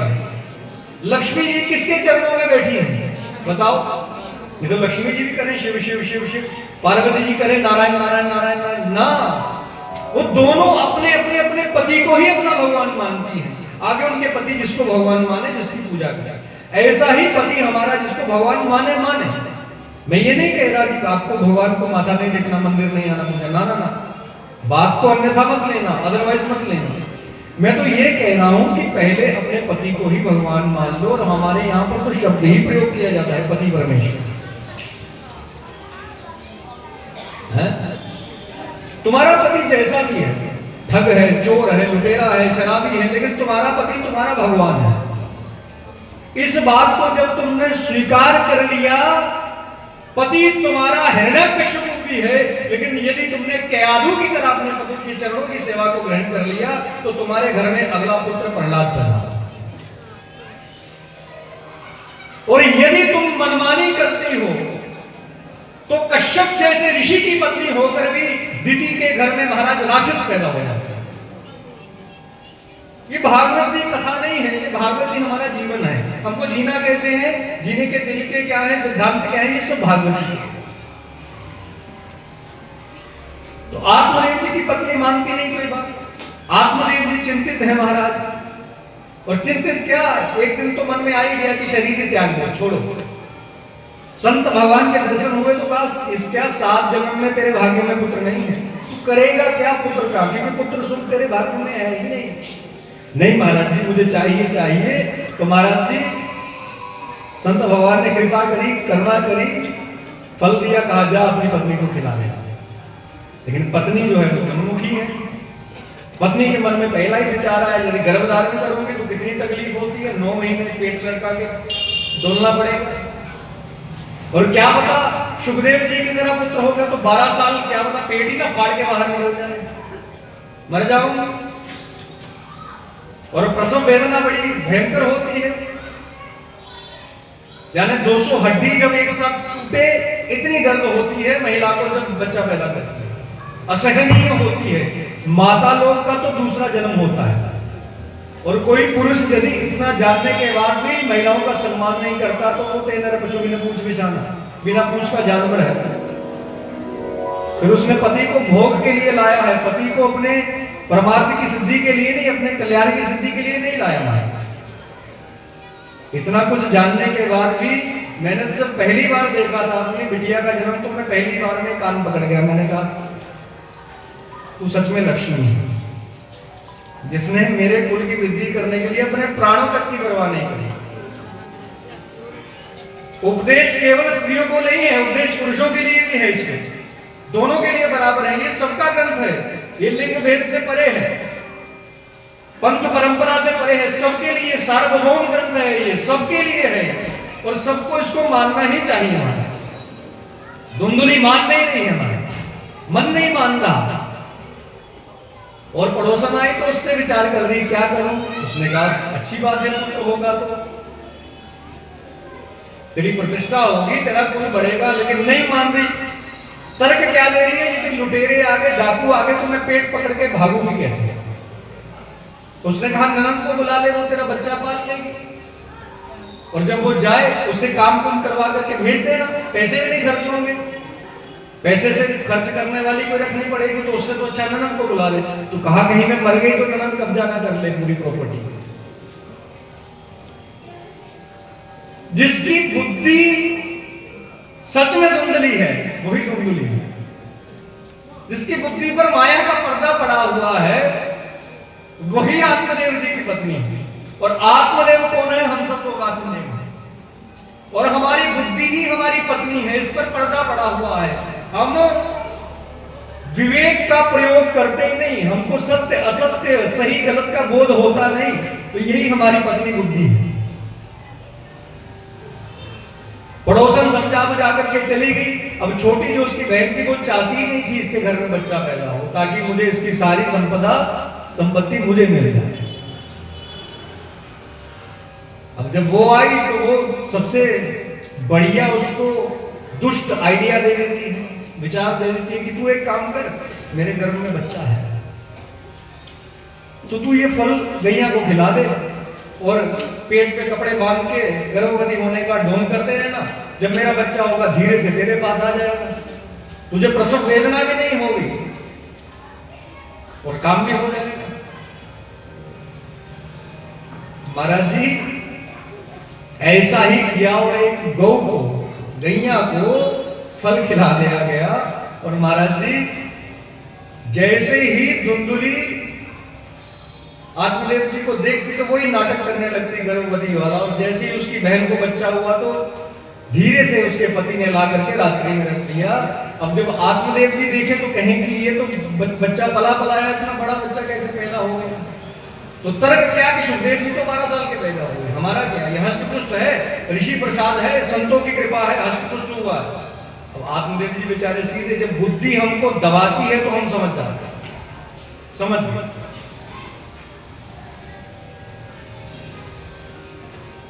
इन्हीं मास पर्यंत एक और पुत्र गौ ने भी दिया, और कान उसके गौ के जैसे, तो नाम ही गोकर्ण रखा गया। अब गोकर्ण जी परम साधु है, और जो बच्चा पैदा हुआ है जिसका नाम पिता ने रखना था उसका नाम माता ने रखा अपने नाम के ऊपर, धुंधकारी, वो परम दुष्ट है। ऐसा दुष्ट है कि जिसकी दुष्टता के चर्चे दूर दूर तक है। चोरी करना, जुआ खेलना, मदिरा पान करना, ये ब्राह्मण के घर में संतान हुई। अब उसकी बहन भी तो ब्राह्मणी ही होगी, वर्णशंकर तो विवाह हुआ नहीं होगा उस समय। लेकिन जब हम भगवान के घर में भी किसी स्वार्थ से कोई भगवान की भक्ति ही कर दे, उसका परिणाम अच्छा नहीं, दुष्ट ही निकलता। इसलिए हमको भगवान की भक्ति भी करनी है तो सात्विक होकर के करें। धुंधकारी के कष्टों के कारण आत्मदेव जी इतना दुखी हो गए कि वन को गए। आगे गोकर्ण जी ने उपदेश दिया कि छोड़ो। संत भगवान ने ठीक कहा था कि पुत्र का आपके भाग्य में सुख नहीं है। तो उनका आशय ये था कि पुत्र जो होता है वही पुत्र होता है जो माता पिता की सेवा में अपने आप को समर्पित करे। वही पुत्र है जो माता पिता को भगवान बना करके पूछे। तो ऐसा आपका पुत्र था नहीं तो छोड़, अब क्या चिंता में पड़ना।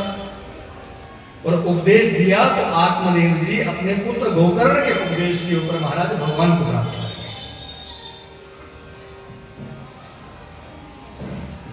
और हम भी जब किसी संत भगवान के संरक्षण में जाएं, उसके सानिध्य में जाएं, तो उसकी बात सुने, ना कि अपनी बात सुनाएं। हमको एक बहुत बड़ी परेशानी पता क्या है? हम जब भी किसी अच्छे विद्वान साधु के पास जाए तो हम अपने प्रश्नों की सूची, क्वेश्चंस की लिस्ट बना करके जाते हैं। महाराज जी बच्चा नहीं हो रहा, महाराज जी लड़का नहीं हो रहा, महाराज जी मकान नहीं बन रहा, लड़की का ब्याह नहीं हो रहा, ये नहीं हो रहा। वो क्या कहना चाहता है हमको नहीं सुनना। हम क्या उसके मुंह से सुनवाना चाहते हैं वो हमको सुनो। ये भी एक अपराध है। संतों के पास जब भी जाओ तो अपनी मत सुनाओ, उनकी सुनो। क्योंकि संत बड़ी कठिनाई से, सहज नहीं, बड़ी मुश्किल से कोई किसी को कोई ज्ञान उपदेश दे देते हैं, किसी को कल्याण का उपदेश देते हैं। और हम वो सुन के वो सुनना ही नहीं चाहते, हमको वो सुनना ही नहीं आता। तो इसलिए हम अपने प्रश्नों की सूची उनके आगे बार बार रखते हैं। भक्त वत्सल भगवान श्रीमन नारायण नारायण नारायण श्रीमन नारायण नारायण नारायण लक्ष्मी नारायण नारायण नारायण लक्ष्मी नारायण नारायण नारायण श्रीमन नारायण नारायण नारायण श्रीमन नारायण नारायण नारायण लक्ष्मी नारायण नारायण नारायण लक्ष्मी नारायण नारायण नारायण श्रीमन नारायण नारायण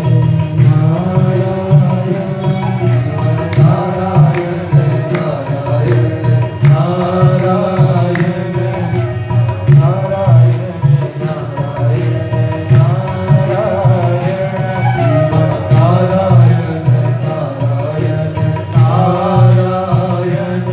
लक्ष्मी नारायण नारायण नारायण लक्ष्मी नारायण नारायण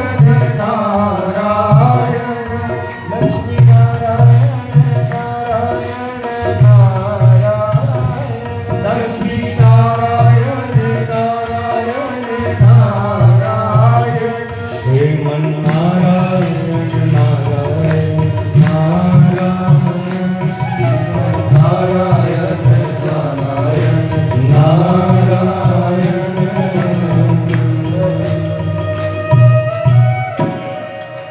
भक्त वत्सल भगवान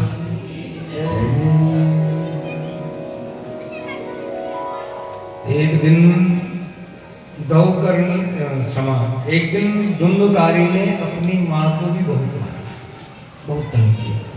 तेरे पास धन कहाँ है, कहाँ छुपाया है, दिन में जुआ खेलना, वैश्यवृत्ति करनी। अंत में धुंधली भी एक कुएं में गिर करके मर गई, दुर्गति को था।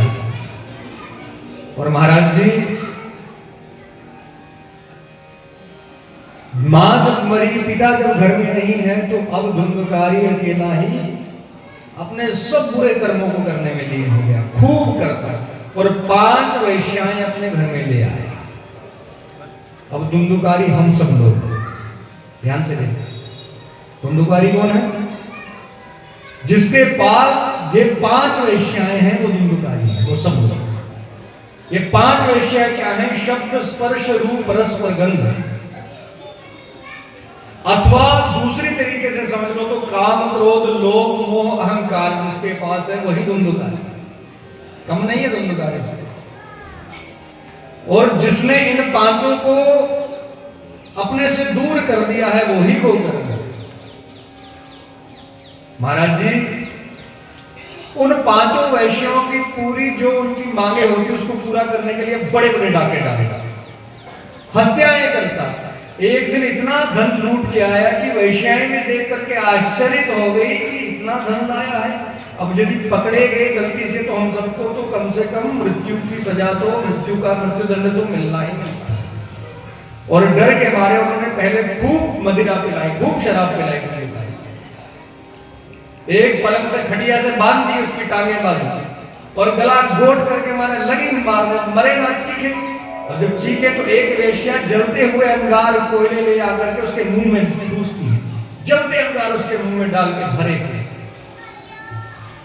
और ऐसे करके उसका प्राणांत हो गया। और जब उसका प्राणांत हुआ तो महाराज वो प्रेत बन गया।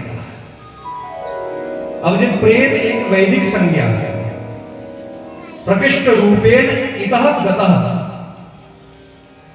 जो इतनी दूर चला गया है कि फिर से लौट के हमारे पास नहीं आएगा, उसको प्रेत कहते हैं। भूत प्रेत, भूत भी मतलब जो निकल गया फिर से हमें नहीं मिलेगा, उसको भूत कहते हैं। हम सोचते हैं भूत प्रेत दूसरा है, राक्षस वगैरह सोचते हैं, प्रेत एक वैदिक चीज है। अब महाराज जी, जो 5 वैश्याएं थी, उनसे कोई पूछता है तुम्हारा साजन कहाँ गया? कहती विदेश में गया है काम करने, आ जाएगा 1 साल का। और ऐसे करके एक दिन 5 ही वहां से बाहर। अब धुंधकारी प्रेत बन के भटक रहा है, और प्रेत जोनी बड़ी भयंकर है महाराज। यदि आपके स्मरण में हो, आपने कभी सुना हो, तो तुलसीदास जी को हनुमान जी से मिलाने वाला भी एक प्रेत ही था। और प्रेत जोनी में हम कौन सा जल पी सकते हैं पता है आपको? जो तुलसीदास जी के संदर्भ में आ रहा है, जब शौचाचार से निवृत्त हो जाएं, पहले लोग टॉयलेट अब जाते हो ना, पहले बाहर जाते थे, साथ में एक बर्तन ले जाते थे पानी वाली। वो बर्तन जो पानी हम जिससे साफ वगैरह कर ले, शौच हाथ धो ले गंदे, उसके बाद जो पानी बच जाता है गंदा, वो प्रेत पी सकते हैं। इसलिए प्रेत जोनी बड़ी बुरी है, इसलिए अच्छी चीजें इसमें खाने को पीने को कुछ नहीं मिलता। लेकिन यहां पर जो संदर्भ आया है, ये आया है कि ये वायु ही सिर्फ खा सकता था, पानी भी इसको स्वरूप नहीं था, सिर्फ हवा ही पीता था, हवा ही खाता था। और इसका स्वरूप भी कैसा था? वायु में स्वरूप था इसका, वायु जैसा स्वरूप। अब हमारे शरीर में 5 तत्व कौन कौन से हैं? जल, अग्नि, आकाश, वायु और पृथ्वी। पृथ्वी का तो हमारे शरीर में अधिक होता है, इसलिए हमारे शरीर को पार्थिव देह कहा जाता है। लेकिन प्रेत का पृथ्वी तत्व नष्ट हो जाता है, उसमें वायु तत्व रहता है, इसलिए उसका शरीर वायु तत्व पूर्ण होता है। और इसलिए प्रेत जब किसी में प्रवेश करता है तो वायु मार्ग से करता है, और जब वायु मार्ग से प्रेत किसी में प्रवेश करता है तो फिर वो ऐसे ऐसे सिर घुमाना शुरू करता है। हम सोचते हैं कि देवता आ गई, माता जी आ गई, माता जी नहीं आती। और माता जी इतनी सस्ती भी नहीं है कि सबके बीच में आ जाए। समझ आई है पूरी बात में? ये भागवत जी का सिद्धांत है, अपने से नहीं कहता। आज जो लोग कहते हैं मेरे में वैष्णव माता आ गई, मेरे में काली माता आ गई, मेरे में फलानी माता आ गई, भैया माता का स्वरूप वायु वाला नहीं है, माता का स्वरूप तो तेजवान है। वो जब भी प्रकट होती है कोटि सूर्य समप्रभ, अनेक करोड़ों सूर्य जैसा उसकी प्रभा होगी, उसका कांति होगी। वो तो जब प्रकट होगी तो करोड़ों सूर्य एक साथ चमकेंगे। वो हवा में नहीं, वो तेज रूप में आती है। और हमारी माता तेज रूप में है, इसलिए माता का हम प्रतिबिंब तेज रूपी ज्योति में, ज्योत में देख करके ज्योत को ही माता मान के प्रदान करते हैं। ये जो गर्दन घुमाने वाले लोग हैं ना, इनमें सब में प्रेतों का प्रवेश है। बात समझ में है? समझ में? अच्छा, प्रेत क्या होता है? प्रेत को किसी व्यक्ति के पीछे 2-4 पीढ़ी तक पता रहता है, पीछे, आगे नहीं, भविष्य नहीं बता सकता। इसलिए जब हम किसी स्थान पे जाते हैं गर्दन घुमाने वाले के पास, तो वो 2-3 चीजें बता देता है। हम कहते हैं वाह, ये सच्चे भगवान है, सच्चा द्वारा। वो द्वारा कुछ नहीं है। हमारे यहाँ पर तो प्रेत पूजा हो ही नहीं सकती। हमारे यहाँ भगवान को छोड़कर और किसी की पूजा का विधान ही नहीं है। बात समझ में आ रही है? और जो माता का स्वागत करते हैं, तो महाराज जी ऐसा भी मैंने शाक्तों से सुना है, जो शक्ति की उपासना करने वाले परंपरा के लोग हैं, उनसे मैंने सुना है, उनके विद्वानों से, कि माता जी नहीं आती। माता जी की 64 प्रकार की योगिनियां हैं, वो आकर के कभी इधर नाचती हैं, कभी कर्ण पिशाचिनी बन के, कभी कुछ बन के वो नाचती हैं। ये तो हमारी माता जी का स्वरूप कैसा है? सर्व मंगल। और जब किसी को वो आती है तो कैसे आती है? हल्ले मारती, चीखे मारती आती है। तो योगिनियां चीखती हैं, योगिनियां नाचती हैं, योगिनियां तांडव करती हैं, भूत प्रेतों की तरह बाल खुले छोड़ के बिखेर के नाचती हैं। और हमारी माता तो बाल खुले कभी छोड़ती ही नहीं है, क्योंकि नारी धर्म की मर्यादा है, कृष्ण तनु शीस जटा एक वेणी, एक चोटी करनी है, ये नारी धर्म की मर्यादा है। इसलिए चलो, फोटो फिल्मों में दिखाते हैं माता जी के बाल खुले, नहीं तो माता जी बाल खुले नहीं छोड़ती। और मेरी एक बात का ध्यान रखना, जब भी किसी का गर्दन घुमाने का मन करे तो सबसे पहले बाल ही खोलते हैं, चीखें उसके बाद बचती है ना। चीखा मतलब बाहर निकलती है ना, पहले तो बाल के बोलते हैं। और माता हमारी इतनी विकराल है नहीं, हमारी माँ कि बाल खुले छोड़ करके आंखें निकाल करके बड़ी बड़ी जोर से चीखेगी। माँ का इसे क्या कर रही थी? हमारी भगवती जगदम्बा तो जब भी आएगी, वो तो अपने पति प्राणेश्वर का स्मरण करते करते आएगी। भगवती पार्वती आएगी तो शिव शिव शिव शिव कहते आएगी। भगवती सिया जी होंगी तो राम राम राम राम कहते आएंगी। भगवती राधा जी होंगी तो कृष्ण कृष्ण कृष्ण कहते हुए आएंगी। हैं? लंबी चीख मार के थोड़ी आएगी। चीख मार के माता करेगी क्या? जिसकी आंख खोलने से, निमेश उन्मेष मात्र से, या भ्रिकुटी टेढ़ी करने से भ्रिकुटी विलास सृष्टि लय हुई, सृष्टि समाप्त हो जाती है। सोचो, उसने चीख मार दी तो ब्रह्मांड जाएगा कहां? फट जाएगा, ब्रह्मांड नष्ट हो जाएगा। इसलिए हमारी माता को चीख मारने की आवश्यकता नहीं है। जिस दिन उसने चीख मार दी वहां प्रलय हो जाएगा। इसलिए इस बात को समझो, ये पाखंड पापस्य खंडा, इसमें नहीं बसना है हमें। पाप का ये सबसे बड़ा जो खंड है, सबसे बड़ा जो प्रकार है पाखंड, इस पाखंड में नहीं फंसना है। और देवऋषि नारद जी महात्मा में पाखंड को देखकर ही चिंतित है। उन्होंने यही पाखंड देखा कि घर घर में माता जी आ रही हैं। और माता जी भी किनके घर में आ रही हैं? जिनके पति शाम को बोतल खोलते हैं, उनके घर में माता जी। गुस्सा नहीं करेगा भाई, कोई हो बची है कोई ना मेरे बड़ा जानिया नहीं आख्या क्या है ना, मेरी माँ है। और पुत्र को बड़ा कष्ट होता है जब कोई उसकी माँ को बदनाम करे। जगत जननी जगदम्बा माता वैष्णव मेरी माँ है। जब कोई उसका नाम लेकर के भगवती देवी रणचंडी मेरी माँ है, भगवती देवी महाकाली मेरी माँ है, ये मेरी माताएं हैं, ये मेरी माँ, मैं इनका पुत्र हूं। और मेरी माँ का नाम लेके कोई सिर घुमा करके मेरी माता को बदनाम करने की जब कोशिश करे तो मुझे बड़ा कष्ट होता है। फिर अंदर से वेदना निकलती है और फिर ऐसा ही बोल देता हूं, जानबूझ के नहीं बोलता हूं, दुख से बोलता हूं।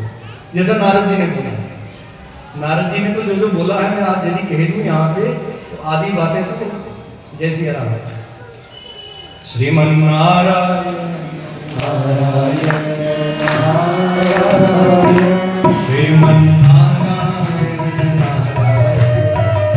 नारायण श्रीमन्नारायण नारायण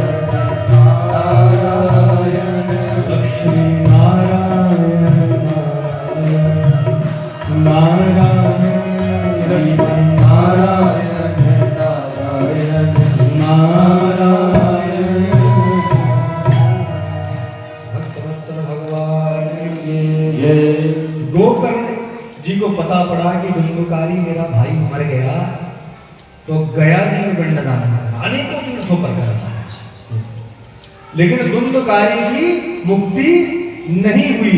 इसका अर्थ ये है क्या कि पिंडदान का कोई महिमा नहीं है? सोचो, गया जी में पिंडदान, अनेकों तीर्थों पर पिंडदान करने के बाद भी मुक्ति नहीं मिल रही। इसका अर्थ क्या है कि पिंडदान की कोई महिमा नहीं, हम बेकार में पिंडदान करते हैं, बेकार में श्राद्ध करते हैं महाराज ना। इसका अर्थ ये नहीं है महाराज कि पिंडदान की कोई महिमा नहीं है। पितृ कार्य भाव से नहीं, पितृ कार्य शास्त्र विधि से किया जाए तभी पूर्ण होता है। पितृ कार्य में भाव का कोई स्थान है ही नहीं। भाव से जितना तुम अपने घर में बैठ के उल्टे सीधे पिंडदान करते रहो, कोई स्वीकार नहीं होगे। पिंडदान के लिए तो जब आचार्य पर बैठ करके पूरी विधि जो निर्धारित है उसके माध्यम से पिंडदान करवाएंगे तभी पितृ पिंडदान स्वीकार करेंगे। और इसका सबसे बड़ा उदाहरण मैं आपको दूं।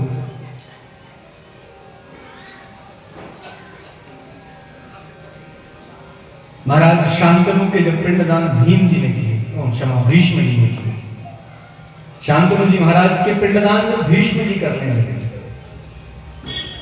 उस समय शांतनु जी प्रत्यक्ष प्रकट होकर के अपने हाथ आगे करते हैं कि मेरे हाथों में पिंड देते हैं। लेकिन भीष्म देखिए कितना धैर्य है, देवव्रत वैसे नहीं कहते उनको, सच में वो देवताओं का शक्ति है। अपने पितृ रूप में पिता की बात नहीं मानी, आचार्य ने क्यों देखा, आचार्य जी शास्त्र क्या कहता है, तो आचार्य ने कहा कि शास्त्र तो ये कहता है पिंडदान कुशा पर ही देना चाहिए, कुशा पर ही होना चाहिए। और जैसे ही भीष्म ने कुशा पर पिंडदान करा तो उसी समय पितृ रूप में शांतनु प्रसन्न हो गए कि तुमने एकदम शास्त्र विधि से ये सब काम किया है। लेकिन गोकर्ण जी ने भी विधि से किए होंगे, क्योंकि गोकर्ण जी वेद पाठी हैं भैया, गोकर्ण जी परम विद्वान हैं। गोकर्ण जी तो वो है जिन्होंने एक कथा में धुंधकारी को मुक्त करवा दिया और दूसरी कथा में पूरे सुनने वाले बंदा पूरा गांव लेकर के बैकुंठ पहुंच गए, गोलोक पहुंच गए। वो विद्वान है, क्योंकि उसमें क्रिया का ध्यान नहीं रखा गया। क्रिया का ध्यान क्या नहीं रखा गया?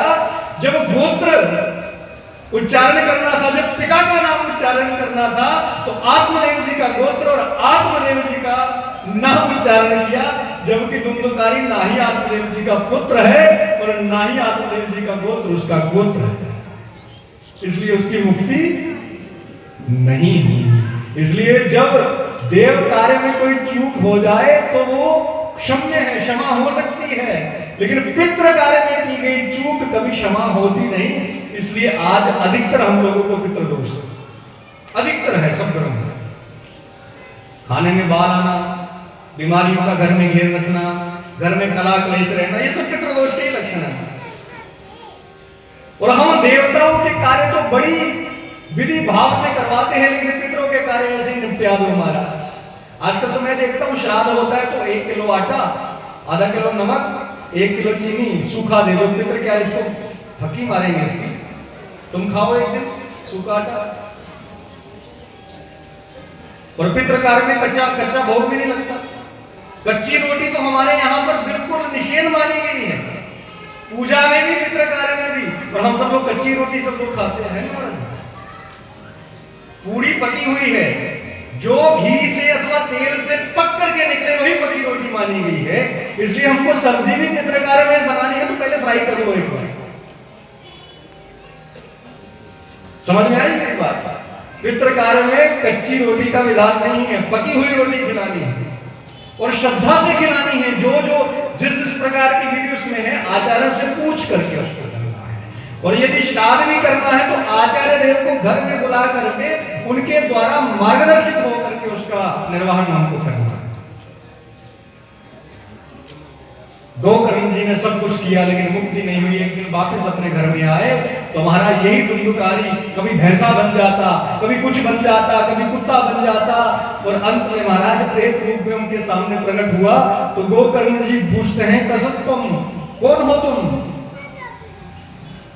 कौन हो तुम भैया? लेकिन बोल नहीं पा रहा, प्रेत है, बोल नहीं सकता, मनुष्य से बतिया नहीं सकता। तो महाराज जी उस समय गोकर्ण जी ने कृपा की, मंत्र द्वारा, अभिमंत्रित जल द्वारा उसको बोलने की शक्ति प्रदान की और तब वो कहता है मैं तुम्हारा ही भाई हूं। वायु खा के ले रहा हूं, मैंने बहुत कुकर्म किए हैं, अब इस प्रेत योनि में बहुत मैं दुखी हूं, मेरा कोई विचार करो। अब गोकर्म जी विचार करते कि मैंने पिंडदान भी कर दिया, उसके बाद अनेकों और उपचार भी उन्होंने करे हैं। टीकाकार से कहते हैं कि उन्होंने जो वो कर सकते थे वैदिक विधि से उन्होंने सब कुछ किया, लेकिन जब कुछ नहीं हुआ तब अंत में महाराज उनको सूर्य नारायण के रथ को रोकना पड़ा और सूर्य नारायण से पूछना पड़ा कि क्या करें। तो सूर्य नारायण ने भी वही कहा जो नारद जी को आज्ञा हुई थी व्योमवाणी से, तुम भी सत्कर्म करो। श्रीमद् भागवत जी का सप्ताह पारायण पाठ को सुनाओ। और तब महाराज जब सुनाने लगे तो धुंधुकारी एक बांस की 7 गांठों वाला बांस है, उसकी गांठ में आकर उसमें बांस में आकर शिखर से बैठ गए और एक दिन की कथा से एक गांठ चटकती जाती, भटकती जाती। 7वें दिन धुंधुकारी मुक्त हुआ तो महाराज कैसा नारायण स्वरूप हो गया, पीताम्बर डाले एकदम सुंदर। लेकिन जब धुंधुकारी को जाते हुए देखा तो सब गांव वाले ने पूछा कि कथा तो हमने भी सुनी भैया, इसलिए इसकी मुक्ति क्यों हमारी क्यों नहीं? तो तब उत्तर क्या मिला कि जिस भावना से जो कथा सुने, इसने मुक्ति की भावना से सुनी तो मुक्ति मिल गई, तुमने ज्ञान भक्ति की भावना से सुनी तो ज्ञान भक्ति मिल गई।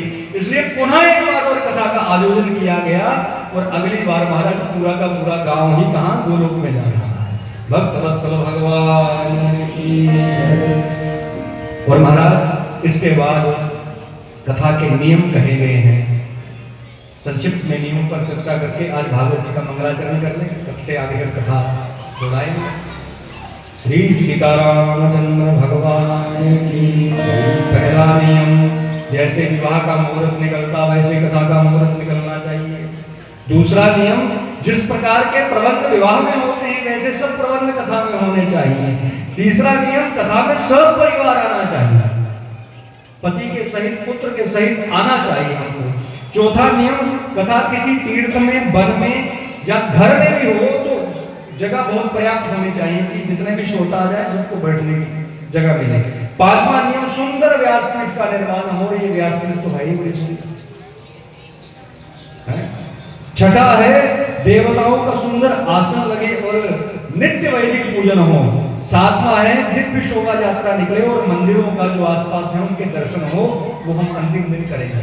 महाराज जी क्या किया। आठवां है, अल्पाहार अथवा फलाहार करना।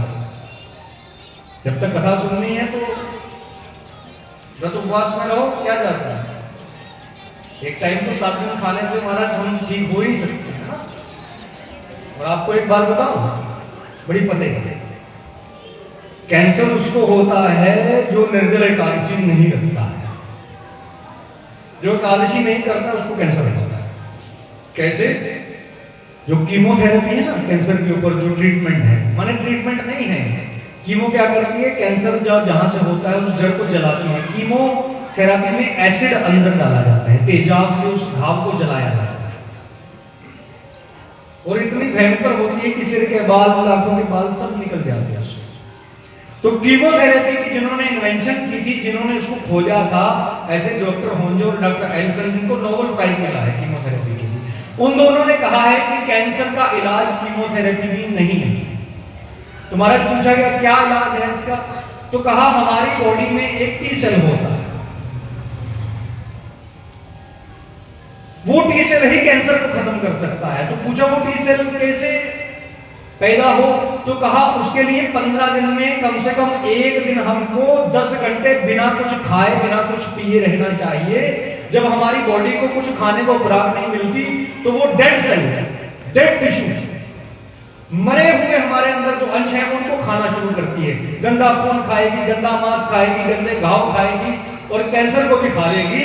और इसको कहते हैं दैट इज इम्यूनोथेरेपी, और कैंसर का यही इलाज है। इसलिए जो एकादशी करे उसको कैंसर इसलिए करनी चाहिए कि नहीं करनी चाहिए।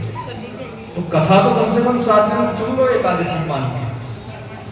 कथा जब खत्म हो तो खूब पेट भर के खा लो भोजन, उसके पहले फलाहार करो।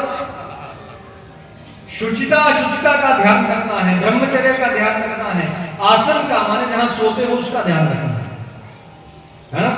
उसके बाद कथा में नींद आलस्य ना घेरे, इसलिए फलाहार भी कम करना है, नींद नहीं आनी चाहिए। भूख से अंदर तड़प बची रही तो कोई काम नहीं मिला, सो तो चुप करके कथा ही सुनी। और बीच बीच में नींद ना आ जाए तो सत्संग संकीर्तन करते रहना है। सत्संग संकीर्तन का आश्रय लें। और सत्संग संकीर्तन कैसे? जैसे सब्जी में नमक हो, नमक में सब्जी नहीं हो। दिन के 20 गीत नहीं, दिन के 20 भजन नहीं, 3 घंटे की कथा है तो 5-6 भजन पर्याप्त है। और उसके बाद महाराज काम क्रोध मद मान मत्सर लोभ इन सबको त्याग करके कथा है। और कथा सुननी किससे है महाराज? ये भी एक बड़ा सुंदर इसमें वर्णन है, लेकिन उससे पहले 5 विद्वानों का वर्णन करना है। और 5 विद्वान कौन से? एक वक्ता, एक उपव्यास, यदि वक्ता मैं मानो बीमार हो जाऊं या कल ना आ सकूं या कुछ भी सूतक पातक में चला जाऊं तो फिर कथा कौन कराएगा? कथा रुक गई ना। तो मेरे बाद उपव्यास होना चाहिए जो तुरंत आकर के यहाँ आगे कथा को बढ़ाए। तीसरा मंत्र जाप करने वाला, चौथा मूल पाठ और 5वां पूजा पाठ। तो आपका तो भाग्य ही बहुत है, महाराज जी ने कितनी सुंदर व्यवस्था कर ली। चारों ओर से मुझे आचार्यों ने घेर रखा है। मुझे तो ऐसा प्रतीत हो रहा है कि सारे आचार्यों ने ऐसा किया है। शाबाश बेटा, कहते चल जो करना। हाँ, और सब आयु में मुझसे बड़े हैं, वयोवृद्ध भी हैं, ज्ञानवृद्ध भी हैं। तो मुझे तो ऐसा ही लग रहा है कि मुझे मानो सब आशीर्वाद देने आए हो, सब ऋषि मंडल ही मुझे घेर के बैठा हो कि तुम भगवान की कथा सुनाओ। और महाराज अनुष्ठानिक कथा है तो संपूर्ण विधि विधान का पालन करना है। 7 दिन में ही कथा कहनी है। अब मानो मैं कथा पूरी नहीं कर पाऊंगा तो स्पर्श करते करते चलना पड़ेगा आगे, जैसे आज मैं भागा। 7 दिन में पूरी करनी है, जैसे जैसे मर्जी। अब चाहे तो मुझे जो वाला अध्याय आएगा उस अध्याय का शीर्षक कह के ही, उसकी हेडिंग कह के ही आगे निकलना पड़ेगा, लेकिन पूरी करनी है। और प्रधान कृष्ण कथा है तो चौथे दिन की विश्राम में कृष्ण भगवान का जन्म करवा करके अगले 3 दिन कृष्ण कथा कहनी पड़ेगी। अब इसमें चाहे अनेकों छोटे छोटे प्रसंग छोड़ने पड़े, स्पर्श करके निकलना। और यदि अनुसंधानिक कथा है तो इसमें भाव पक्ष है, जितने दिन चाहे चलने दो, 2 महीने, साल, 10 साल एक ही जगह बैठ के सब सुनते रहो। तो ये अनुष्ठानिक कथा, अनुसंधानिक नहीं है। उसके बाद महाराज धार्मिक आयोजन में प्रतीकात्मक अनुभव नहीं करना है, झांकी बना करके भगवान के दर्शन नहीं करना है। इसमें विश्वास से भगवान को अपने भीतर मन में झांकी को निकालना है।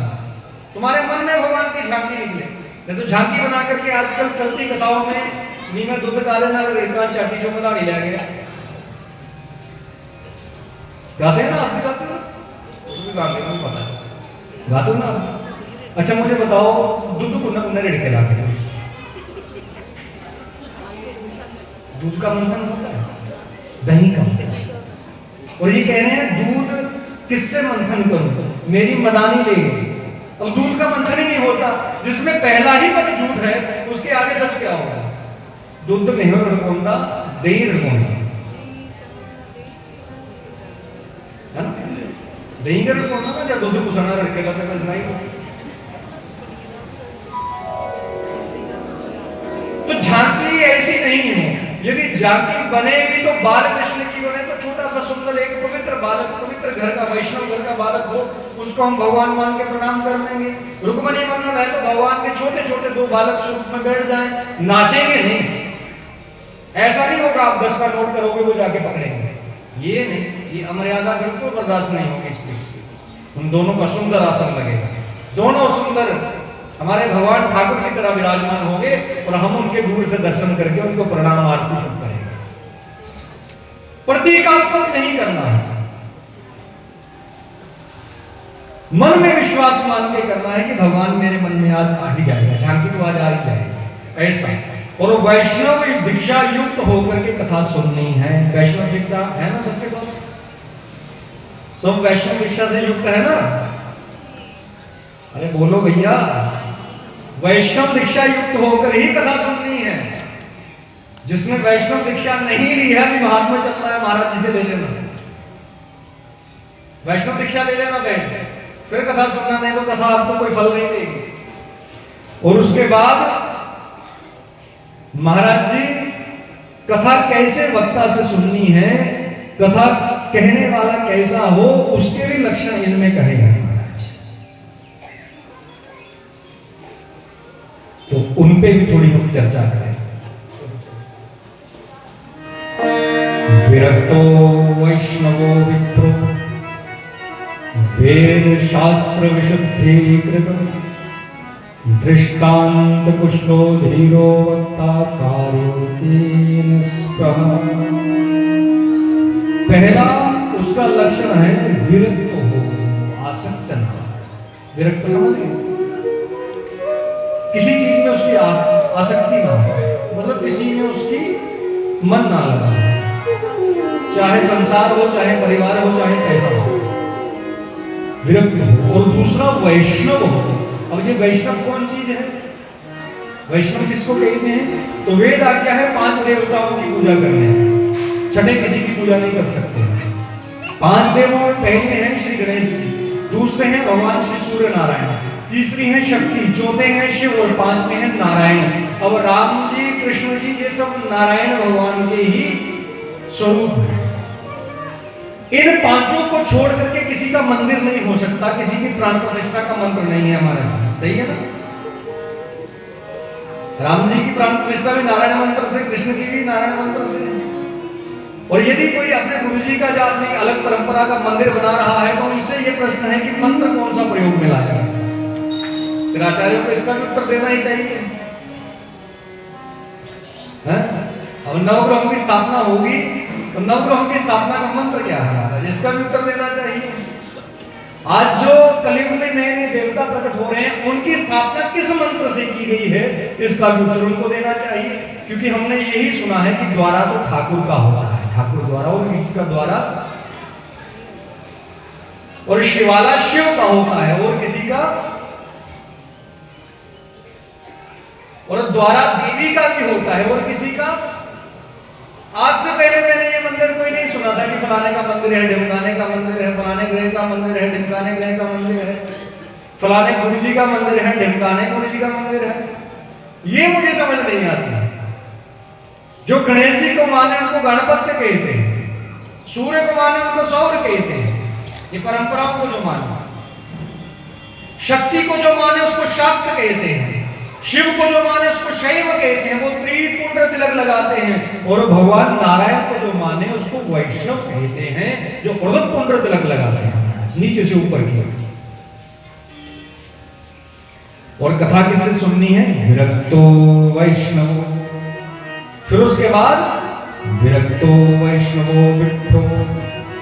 अब जन्म से ही ब्राह्मण होता है, कर्म से ब्राह्मण नहीं हो सकता। शेर जन्म से होता है, गधा शेर बनाया जा नहीं सकता। कोई कह दे कि मैं गौ के बछड़े को गधा बना के ले आऊंगा, इसको बना ही नहीं सकता, हमारा बन ही नहीं सकता। जन्मना ब्राह्मणों में, ब्राह्मण जन्म से होता है, कर्म से नहीं होता है।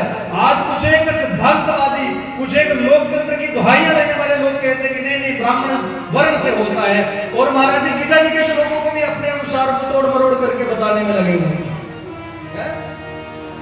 इसको भी बिगाड़ के जन्म आ जाए कि शूद्रा कर दिया महाराज, जन्म से सब शूद्र है। अरे कैसे शूद्र है भैया?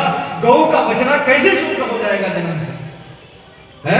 और आजकल एक नारा चल रहा, जात पात की करो विदाई। तो कौन ब्राह्मण अपनी कन्या का विवाह कर लेगा महाराज किसी और अन्य जात? बताओ। और जो ये नारा दे रहे हैं, क्या वो अपनी बेटियों का विवाह करेंगे अन्य जात में? बोलो एक बार मंच से बोले। जिस जाति व्यवस्था जिस जाति व्यवस्था जो है हमारे यहाँ भारतवर्ष में, जिस जाति व्यवस्था इसलिए नहीं है कि जात पात है ना, जातियां तो शुरू से थी लेकिन जातिवाद नहीं था। आज जाति नहीं है लेकिन जातिवाद है।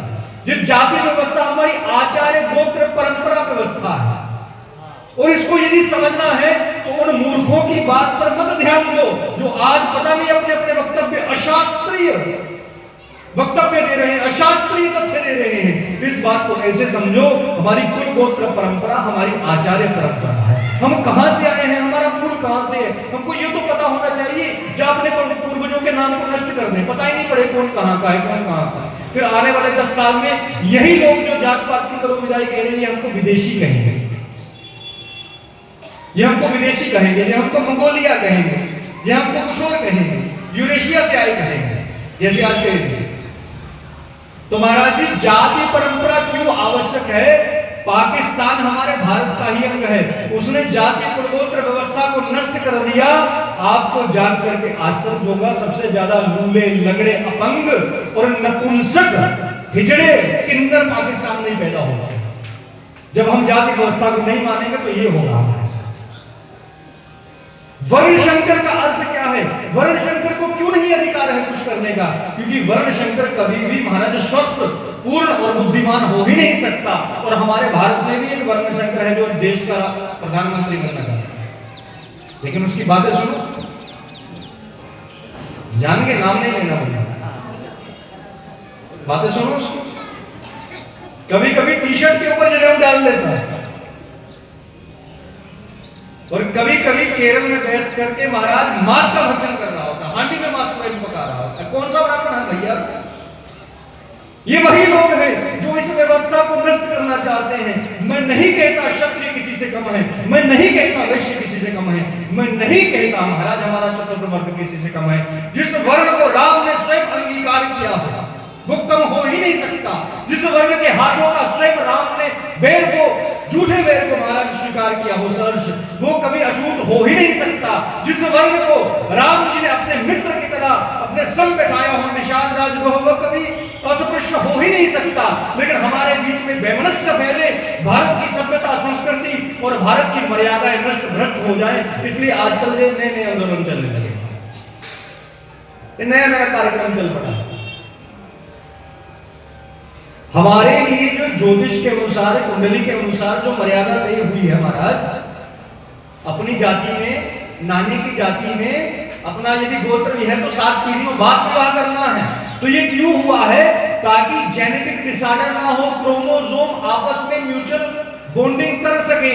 यदि क्रोमोसोम ही वेरी करके तो बच्चा अंधा पैदा होगा, काना पैदा होगा, लगड़ा पैदा होगा, अपंग पैदा होगा, और कुछ नहीं होगा तो किन्नर नपुंसक पैदा होगा। अब किन्नर भी नपुंसक को नहीं कहते, क्षमा करना, मुंह से निकल गया, लेकिन आज लोग किन्नर को ही नपुंसक समझते हैं। किन्नर भी गंधर्व देव आदि की श्रेणियों के, नागों की श्रेणियों के लोग हैं। किन्नर अलग शब्द है। फिर वो हिजड़ा पैदा है, और सबसे ज्यादा हिजड़े कहां जानते हो? पाकिस्तान में।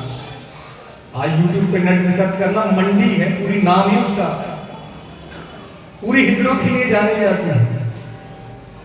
और आज भी जो लोग कुल गोत्र में विवाह नहीं करते, महाराज जी मैं निवेदन करूं आप सब, एक आरटीआई डालिए और फिजिकली डिसेबल्ड पर्सन का डाटा हर डिस्ट्रिक्ट से मंगवाइए।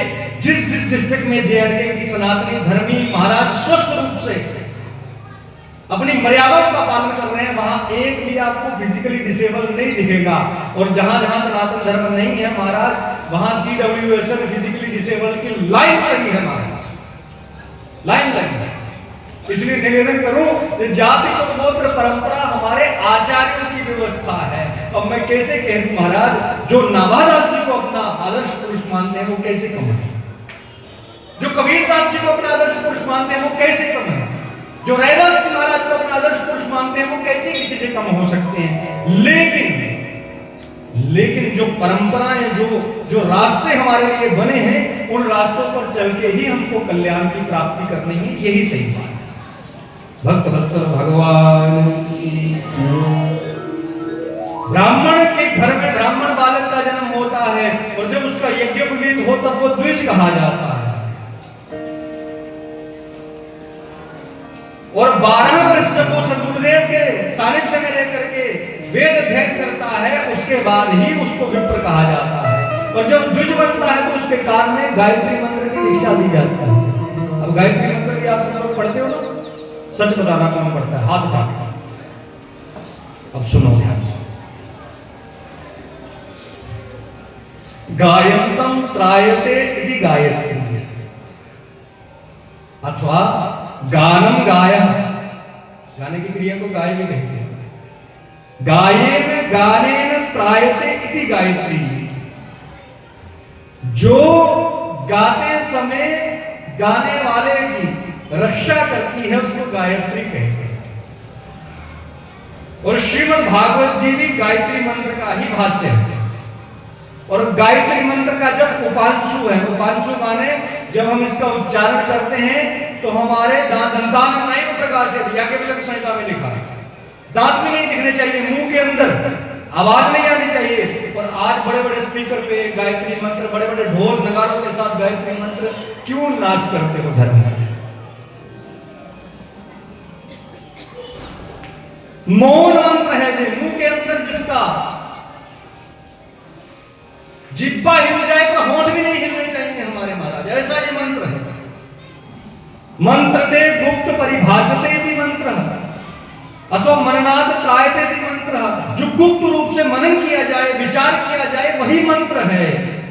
और महाराज गायत्री मंत्र में सबसे पहले तो प्रणवाक्षर का प्रयोग है। प्रणव कहने का अधिकार तो है ही नहीं किसी को, जो शिखा सूत्र संध्याहीन है। और उसके बाद इसमें 3 व्याहृतियों का प्रयोग है। हम भी जो गायत्री मंत्र करते हैं तो व्याहृतियों तक के उच्चारण मात्र करके आगे मौन स्वर संकेत मात्र करके आगे निकल जाते हैं। कौन 3 व्याहृतियां लगती हैं उसमें महाराज?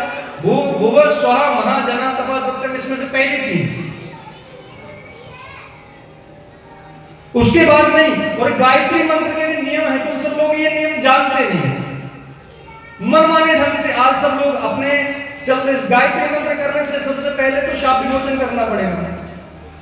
शाप युक्ता तो गायत्री सफलाना कदाचित, कभी सफल नहीं हो सकती शाप युक्त गायत्री, इसलिए शाप विमोचन करना पड़ेगा।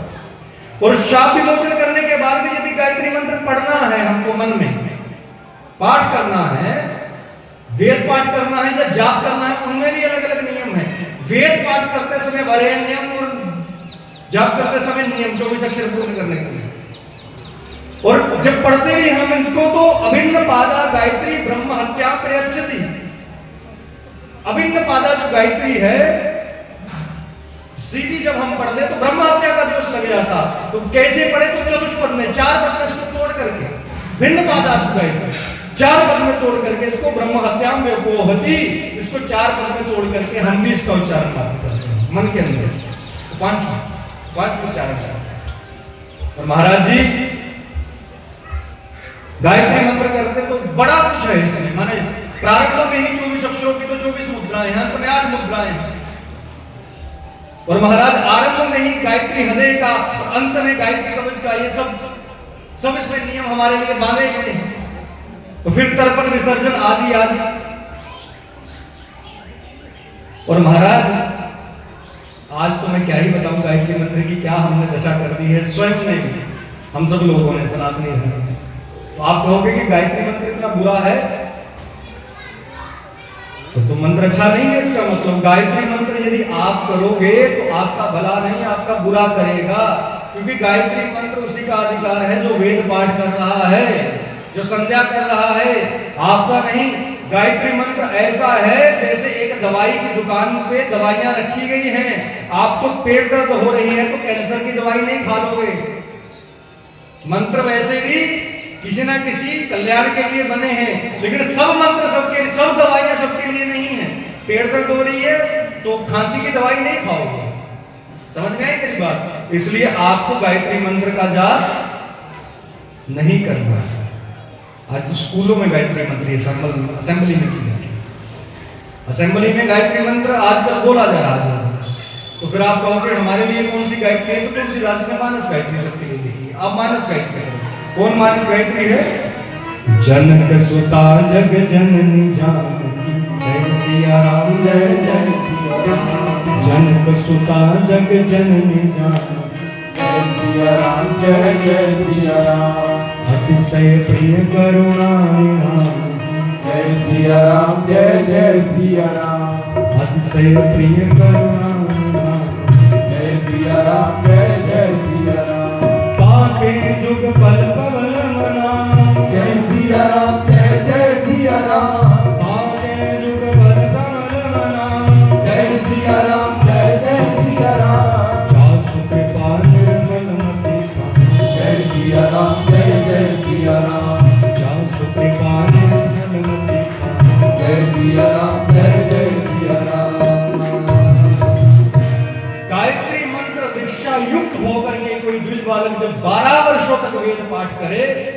बाद उसको विप्रत्व मिलता है, तब वो विप्र कहा जाता है। विशेषेण प्रातिपूर्यति इति विप्र, तब वो विप्र है।